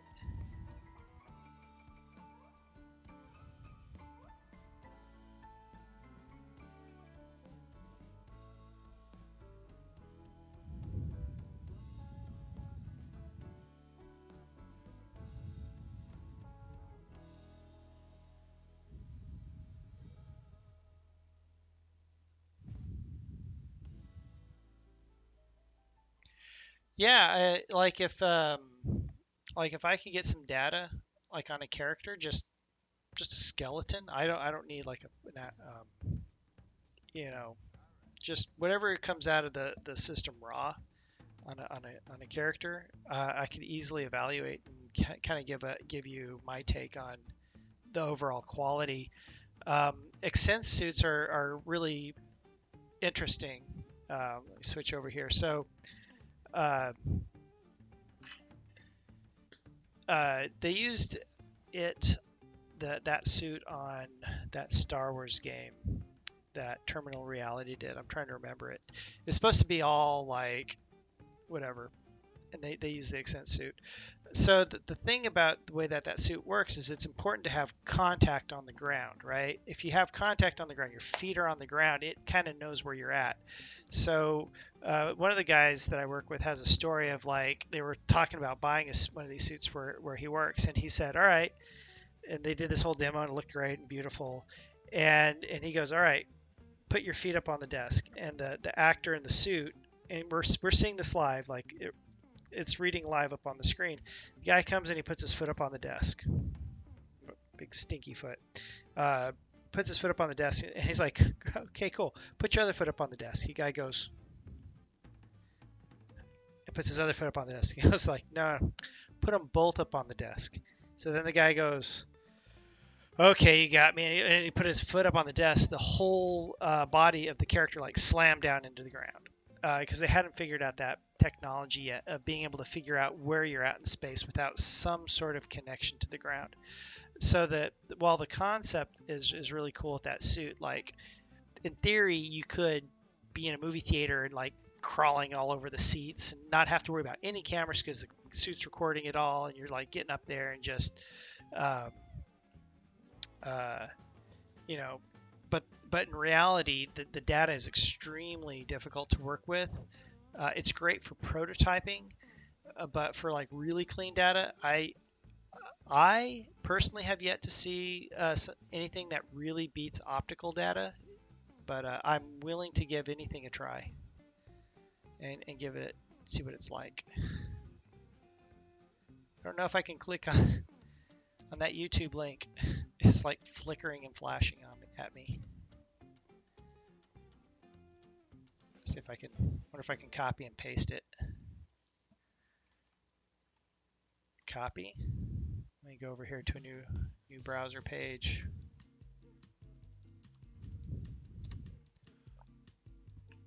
iKinema. Oh yeah, I was looking at iKinema.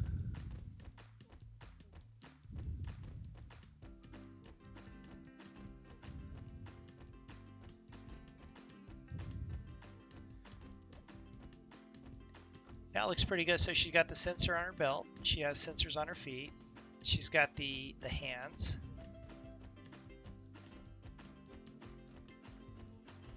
And then the sensor on her head. And they're using full body IK in order to drive the skeleton.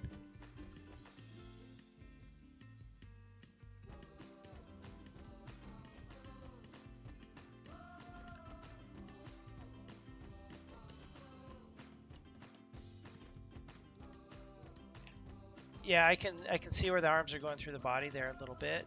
It's by no means 100% perfect, but this is great for virtual like VR. Like if you're wanting to do some sort of VR thing. Oh, let me transition back over to here. I totally forgot that the camera was on me. No, yeah. So like I was saying, yeah, this is pretty cool. She's got the trackers on her head. She got in her hands. She has a belt. She has her feet. So what it's doing is it's creating IK chains between the spine, the arms, the head, and it's and that's how we're getting this motion here. But because it's IK, she'll do some movements, and you'll occasionally see it. Her arms will go through her body. And it's only because that when IK is tracking, it's trying to go from point A to point B.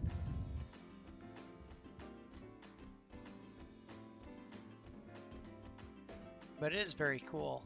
So a lot of, like I was getting ready to say, a lot of like VR where they're tracking everything. You got the Oculus Rift on, and you're like going through, and you're doing the whatever. Whether it's optical or whether it's like this. You know, you're wearing something on your head, your belt, your hands, and your feet, and that's all you need.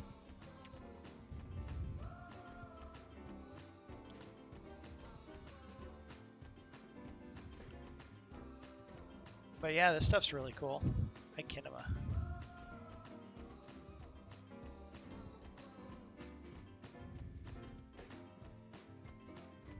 Yeah, I dig it. Whoa! Ouch. It's not too bad though. I think I did a pretty good, it's doing a really good job of holding up.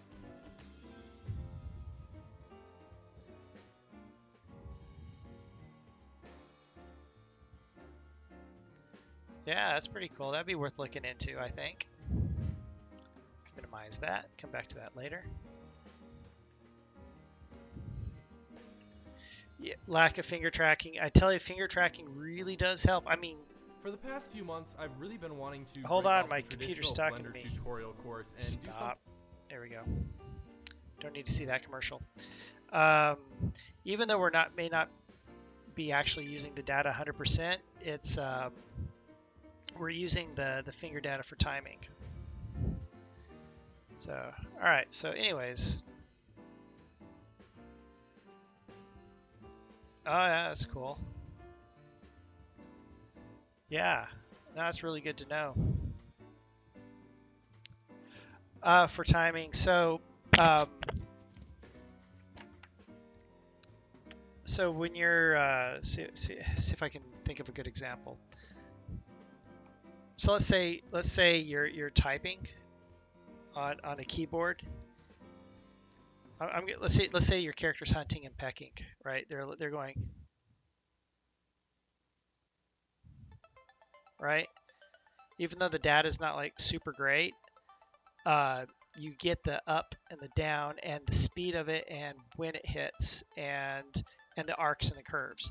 So even though the hands may seem a little bit mangled and and when you track, you're not tracking every finger, you're tracking the thumb, index, and ring typically, right? So you get kind of this thing. So if I was hunting and pecking, what I would get is I would get kind of like I don't know if I can do this, but instead of doing this, you get this. I have to do it slow, if that makes sense, because you can make a fist, you can do open palm, but the second you try to point, you get kind of this you get this. So what you do is you go in and you correct that pose based off of what was shot. So you're correcting it, but what you do is you get the whatever that timing is for those fingers based off of what was captured. So hopefully that makes sense.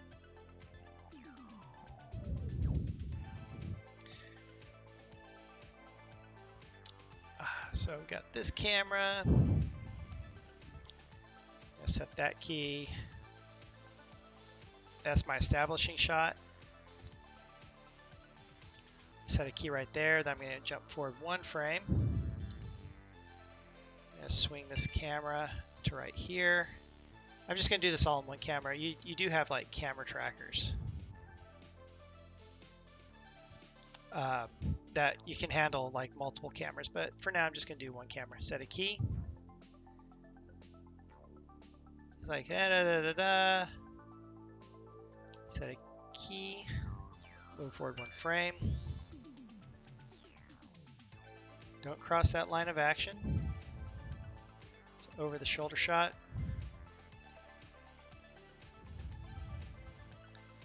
Go forward.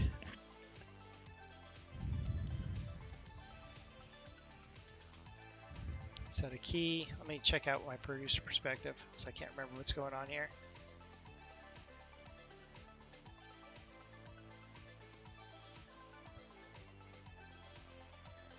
I think I'm going to come behind him.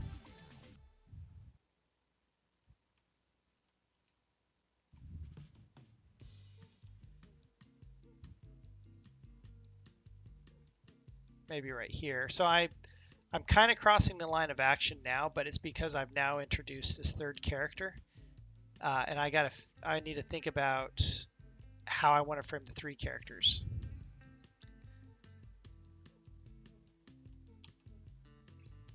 Okay, so the camera's going to swing around because I haven't set that snap key yet. So we got establishing shot, da da da da. Hey man, how's it going? I don't know, not too good, man. We're having some problems with this here oil well or whatever it is that we're working on. And then I think go back to this frame, go forward a frame. Let's cut back over here. So we're back on this guy for a second. And I want to copy that key.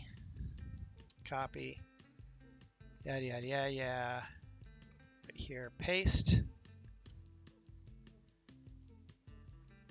Then we cut to this shot. Go back, fix that camera.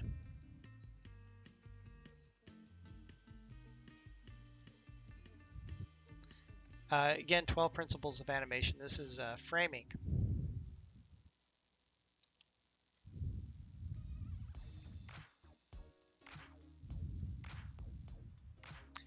So this is totally hypocritical, but if you're tracking that video and say the character was missing a couple of fingers because of a past injury, how would you even fix that, or just fake it in the cleanup? So are you saying the actor on stage was missing a couple of fingers, or the character in the, let's say in the video game, is missing a couple of fingers?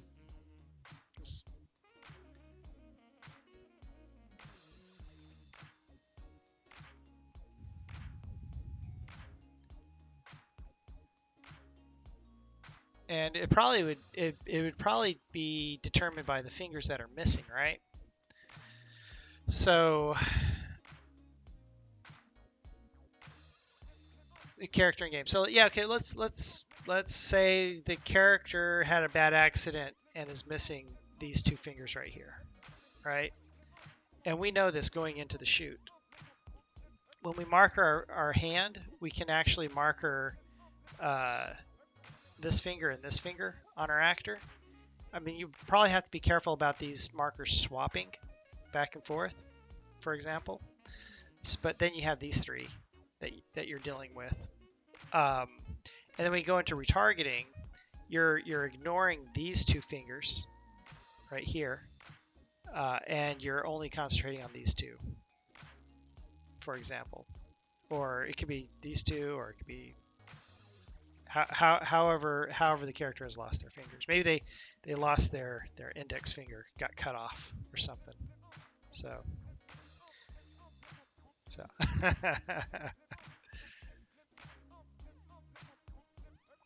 so I mean that's just one way you can handle it.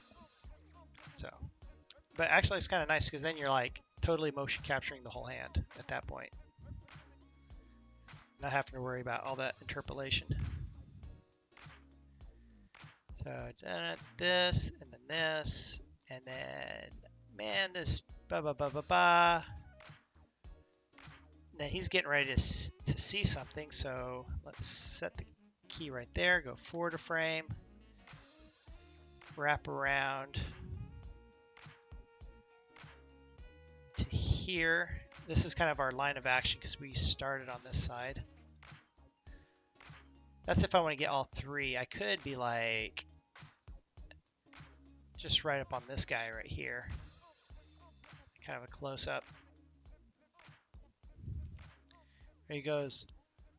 Look out. But I don't think I care for that. I want to keep all three characters in the shot.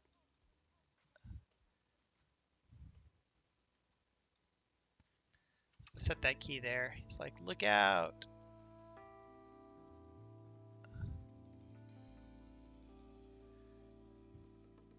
As they turn, he goes, and then we'll set a key there. And then we'll go back to that other shot, which is on the other side, which we've already established. It's right here.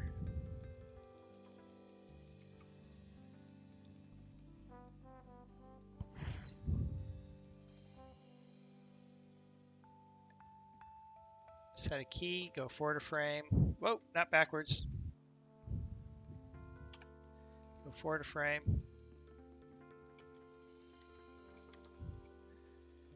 And get the final shot just back here.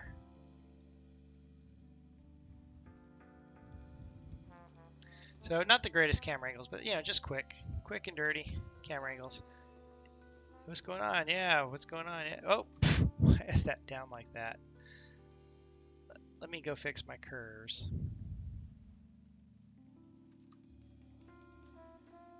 I'm going to do stepped. Step curve. I think I might get rid of this interest. I think that interest is throwing me off. That way I can concentrate on just one thing.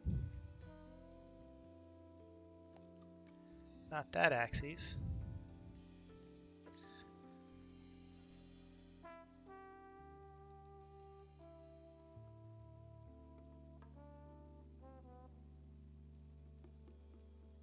Oh yeah, that's really cool. Finger tracking on a high level.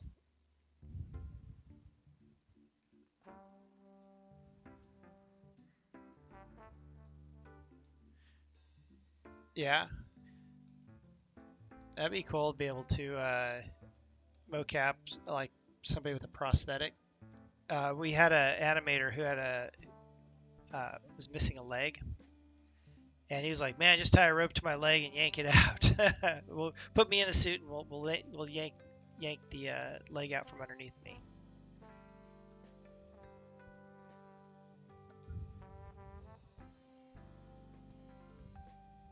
I mean, we never did it, but he offered.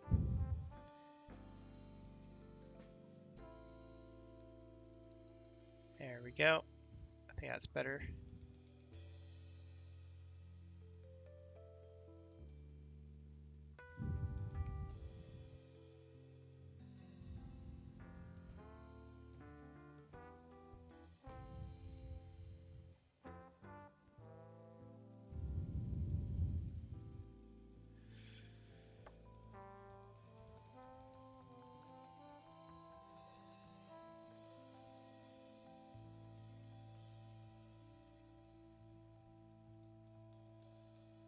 Oh, I moved it.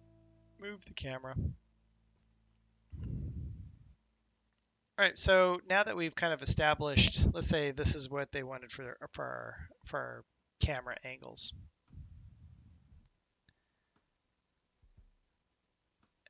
We can actually come in here and concentrate on the poses and everything.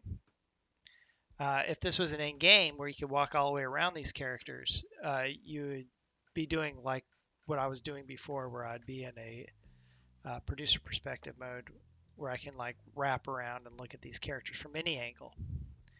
But generally, to save time, you stick to whatever the camera angles are.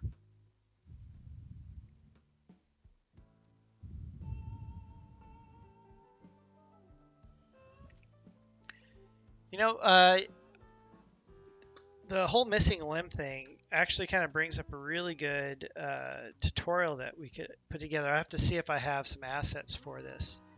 I did a character who is a half man, half spider, and he had some motion capture on him, if I remember correctly. But obviously, we didn't motion capture a spider. I don't even think it was like an 8-legged spider. It might have been like a 4-legged or 6-legged kind of creature, half man, half creature, cyborg thing. But in order to characterize the upper body, to be able to work inside of Motionbuilder, we had to make little dummy legs that are for the purposes of characterization, just like these two tiny little legs inside the body of the spider thing, and characterized it, built this whole rig out to make this creature walk around. And that's how we got around not having human legs, but still being able to put all this motion capture on the upper body.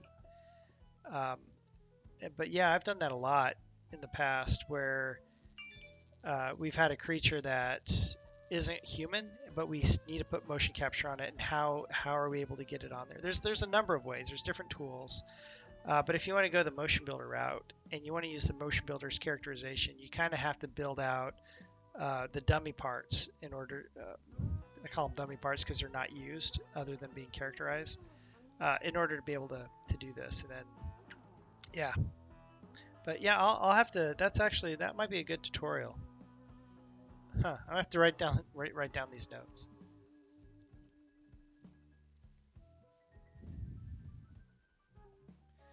Yeah. So the creature was in the Duke Nukem expansion pack that came out. I can't remember the name of it. He was like one of the main bosses before you got to the main boss. He's like the first main boss.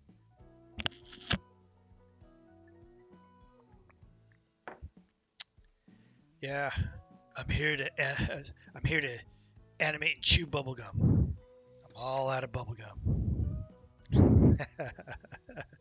I've got balls of steel. Balls of steel.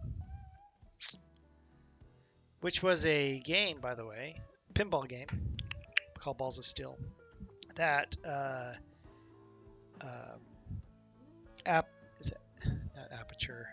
Oh, I can't think of the name of it. It's the 3D Realms parent company. They did the Balls of Steel game. Apogee, that's it. Yeah, I kept wanting to say Aperture. It's not Aperture. It's Apogee. Yeah. So they had pinball like Balls of Steel. It's a pinballs game, and that was kind of like the joke. And then that carried over into Duke Nukem, Duke Nukem 3D, and Duke Nukem Forever.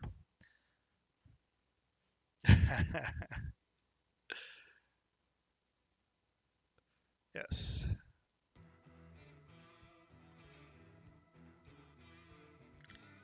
Oh, I think I am about done for tonight. I didn't get as much motion editing done as I had hoped. I mean, these are 3 characters, and I'm doing this in like a couple hours, right? Kind of talking while I do it.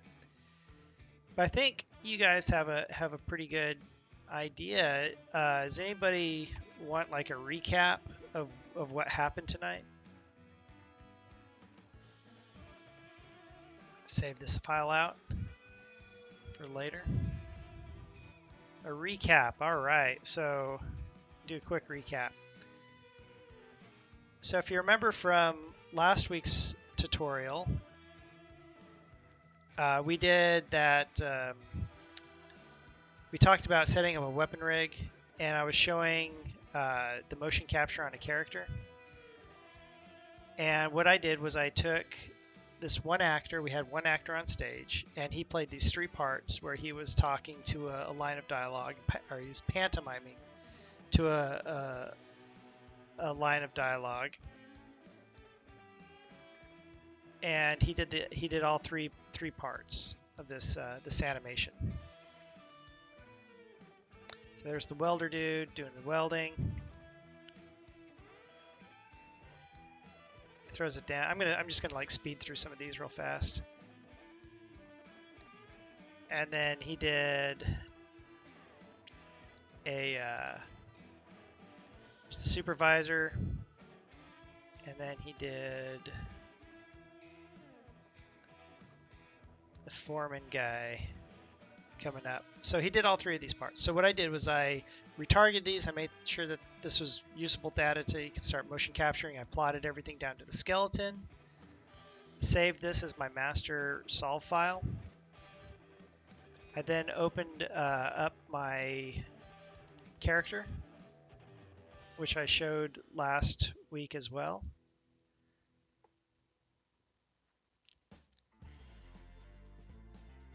And I talked about how organization is important and get everything like all these materials which are sitting loose in here, putting them into folders, and really preparing this to build your layout. Then you start with a new scene. Don't save anything, so new scene. And then you start doing merges, and you merge in your character. You don't need the takes or animation when you do this. And then I just apply a namespace, and you call it usually whatever the character is. So you'd have foreman and boss and welder. Or I just used M1, M2, and M3 for my characters, as in Mel 1, Mel 2, and Mel 3. And you merge it in.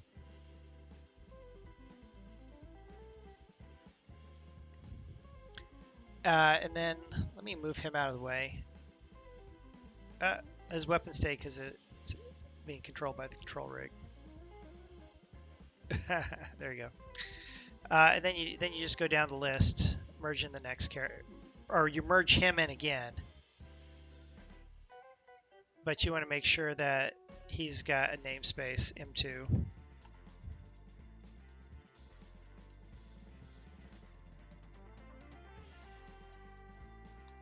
There you go. You can see it got brighter because there's lights in his scene. It's actually pulling in more lights, and so he's got lots of lights. But anyways, it's organization, right?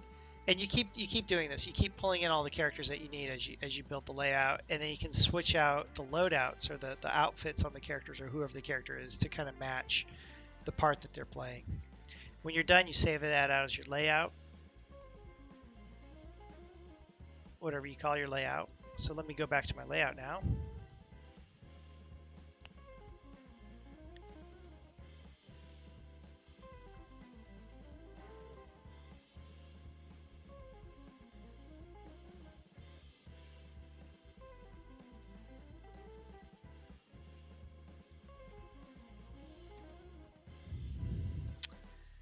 Hey, we got some people in Discord. One person in, Mr. Squarepeg.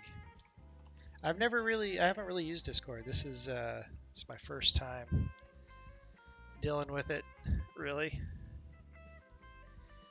Definitely, yeah. I'll leave this chat up, and you know what?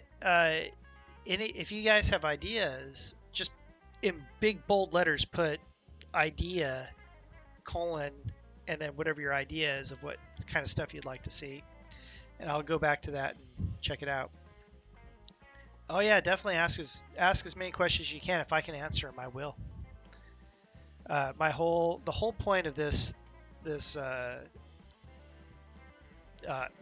show that I'm putting on here, for lack of better terms, is to educate and to kind of like, people learn how to do stuff. So, all right. So, anyways, so I pulled in all my stuff. But so each character had a part to play. Da, da, da. There he goes. This guy had his part to play.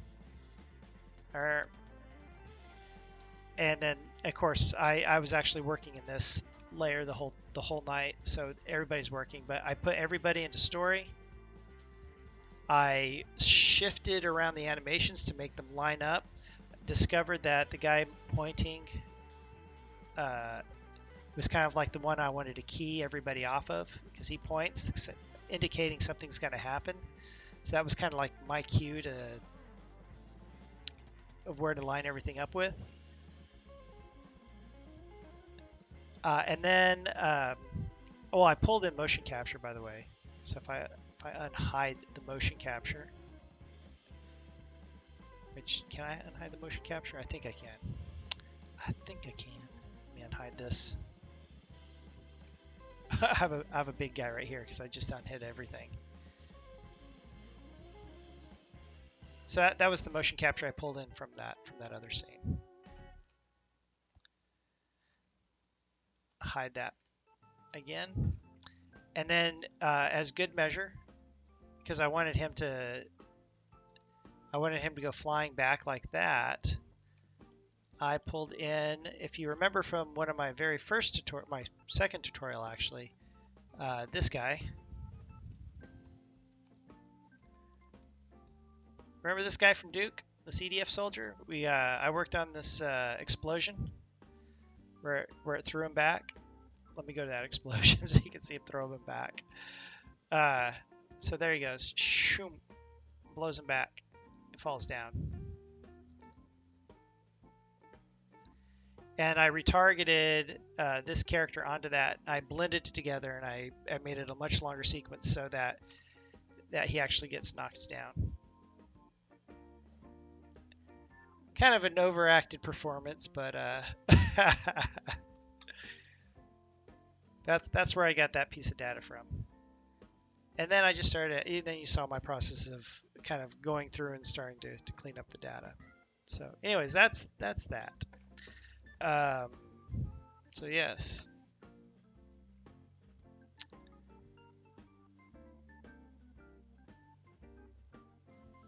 Let's see, idea.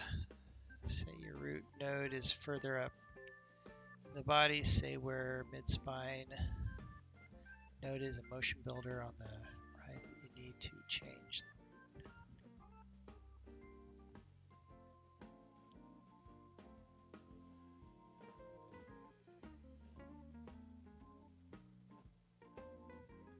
So so if I understand what you're saying, it's like you have a root node, but all of a sudden you need to put the root node elsewhere in the body. Is that what you're saying? Like, or elsewhere in the hierarchy of the character?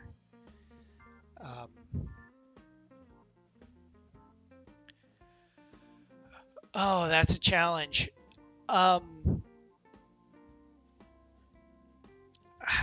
So So my question to you would be, what are you considering the root node? Because you have a top null, which is pretty much everything. So in this case, it's the motion, this guy, right? He has a top node that everything is parented to. Then you have, he has it, his is called root, but technically it's his hips, where that is like the core of his body. Yes. So are you saying you want to move this node? Let me see if I can hide this real fast. There we go. So are you saying you want to move this root node from his hips to elsewhere? If I'm understanding this correctly. Yeah. All right. So you would rebuild your character with the root node where you need it to be. You would bring him back into Motionbuilder and recharacterize him with the new root node in the new location where it needs to be, and then you would retarget all your animations onto it. I mean, really what it comes down to is if you change anything within the characterization of the character. The characterization is like, this is my skeleton, this is my pose, my T pose that we're kind of identifying all the joints at. If any of this changes, even if the shoulders go from here to here, from here, you know, like just changing a characterization that much, it means retargeting all of your animations to make that fix or to make that change. If you're changing the hierarchy of a character for whatever reason, a good example is this guy. He actually has two joints that sit on top of each other in his body. He's got a lower waist. And see if I can split my screen so I can show this. Maybe it makes a little more sense. He's got a lower body, which is right here, and an upper body. So there's his lower body. If I come over here, here's his upper body. To move his upper body, and the reason why that he's split up like that is in game. They want to be able to have all this animation on the character, but also be able to independently control the upper body. So if one of these other characters, which is not set up that way, where are they? They're not set up that way. They're just regular, the hips, and then the spine's connected to the hips, and so on. If code came in and said, hey, we need these two extra joints that sit right on top of the hips so that we can break apart the animation for the upper and lower body, that would mean rebuilding the skeleton, which isn't too difficult because you're really just adding two nodes that aren't weighted to anything, or two joints that are not weighted to anything, putting that back into Motionbuilder, and then correctly getting it to be characterized and retargeted. And let's look at his characterization, by the way, because since he's in here, I'll kind of reverse engineer something that I did over 10 years ago, which was this character. So if I look at his characterization, character definition, his base, his root, so his root is here, and I think we completely ignore the aim upper and the aim lower, if I'm not mistaken. Yeah, we're completely ignoring the aim upper and the aim lower, and that when we export an upper body animation only, this becomes the root of the body, or of whatever that animation is, or this becomes the root. So I don't know. Does that make sense? I hope I'm explaining this. I'm hoping I'm answering your question the way you're asking it. All right, cool. All right, so well, it is 11:40. It's actually a little bit past my normal cutoff time. I've got to get to bed, and so I can go animate a video game tomorrow.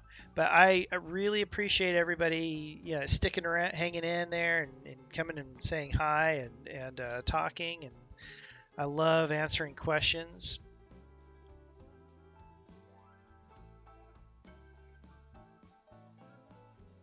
Yeah, I would totally be down for trying Valve Lighthouse trackers. And yeah. If somebody said, "Hey, here you go, test this out and put it on your stream and show us how what you think of it, everything, review it," totally, I'd totally take them up on that offer and I'd totally do it. 'Cause it sounds like a lot of fun. But but anyways, yeah, thank you all for stopping in and yeah, and being a part of this and asking all the questions that you've asked. And keep an eye on Around the Verse, Star Citizen, because I should be on that, and you'll be able to hopefully see me do what I do here, there, but with our game assets in that game. So stay tuned. There's also some possibly exciting stuff coming up that I can't talk about for subscribers. Not my subscribers, unfortunately, because I have one subscriber. But it's for subscribers for Star Citizen. There's some interesting things coming down the pike that I'm teasing you with right now.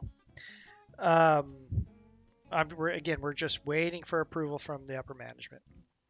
As we had this great idea and we pitched it. I'll have to find out which direction that went, but it'll be fun stuff coming up in the future. But yeah, tune in next week this time, or at 8 o'clock or 8:30 to for the next tutorial. I'm going to try to figure out what to do. I have some cool stuff on the horizon. I'm just waiting for a few people to get back on me, back to me, and back with me on some stuff, and it should be fun. Also, Sundays are my sculpting nights. So if you're not watching Game of Thrones and decide to want to watch somebody like with a nasally voice talk about sculpting, then tune in and follow me as I sculpt an anatomy study.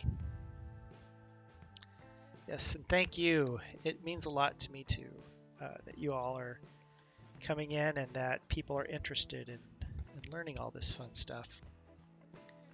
So I transition and fade.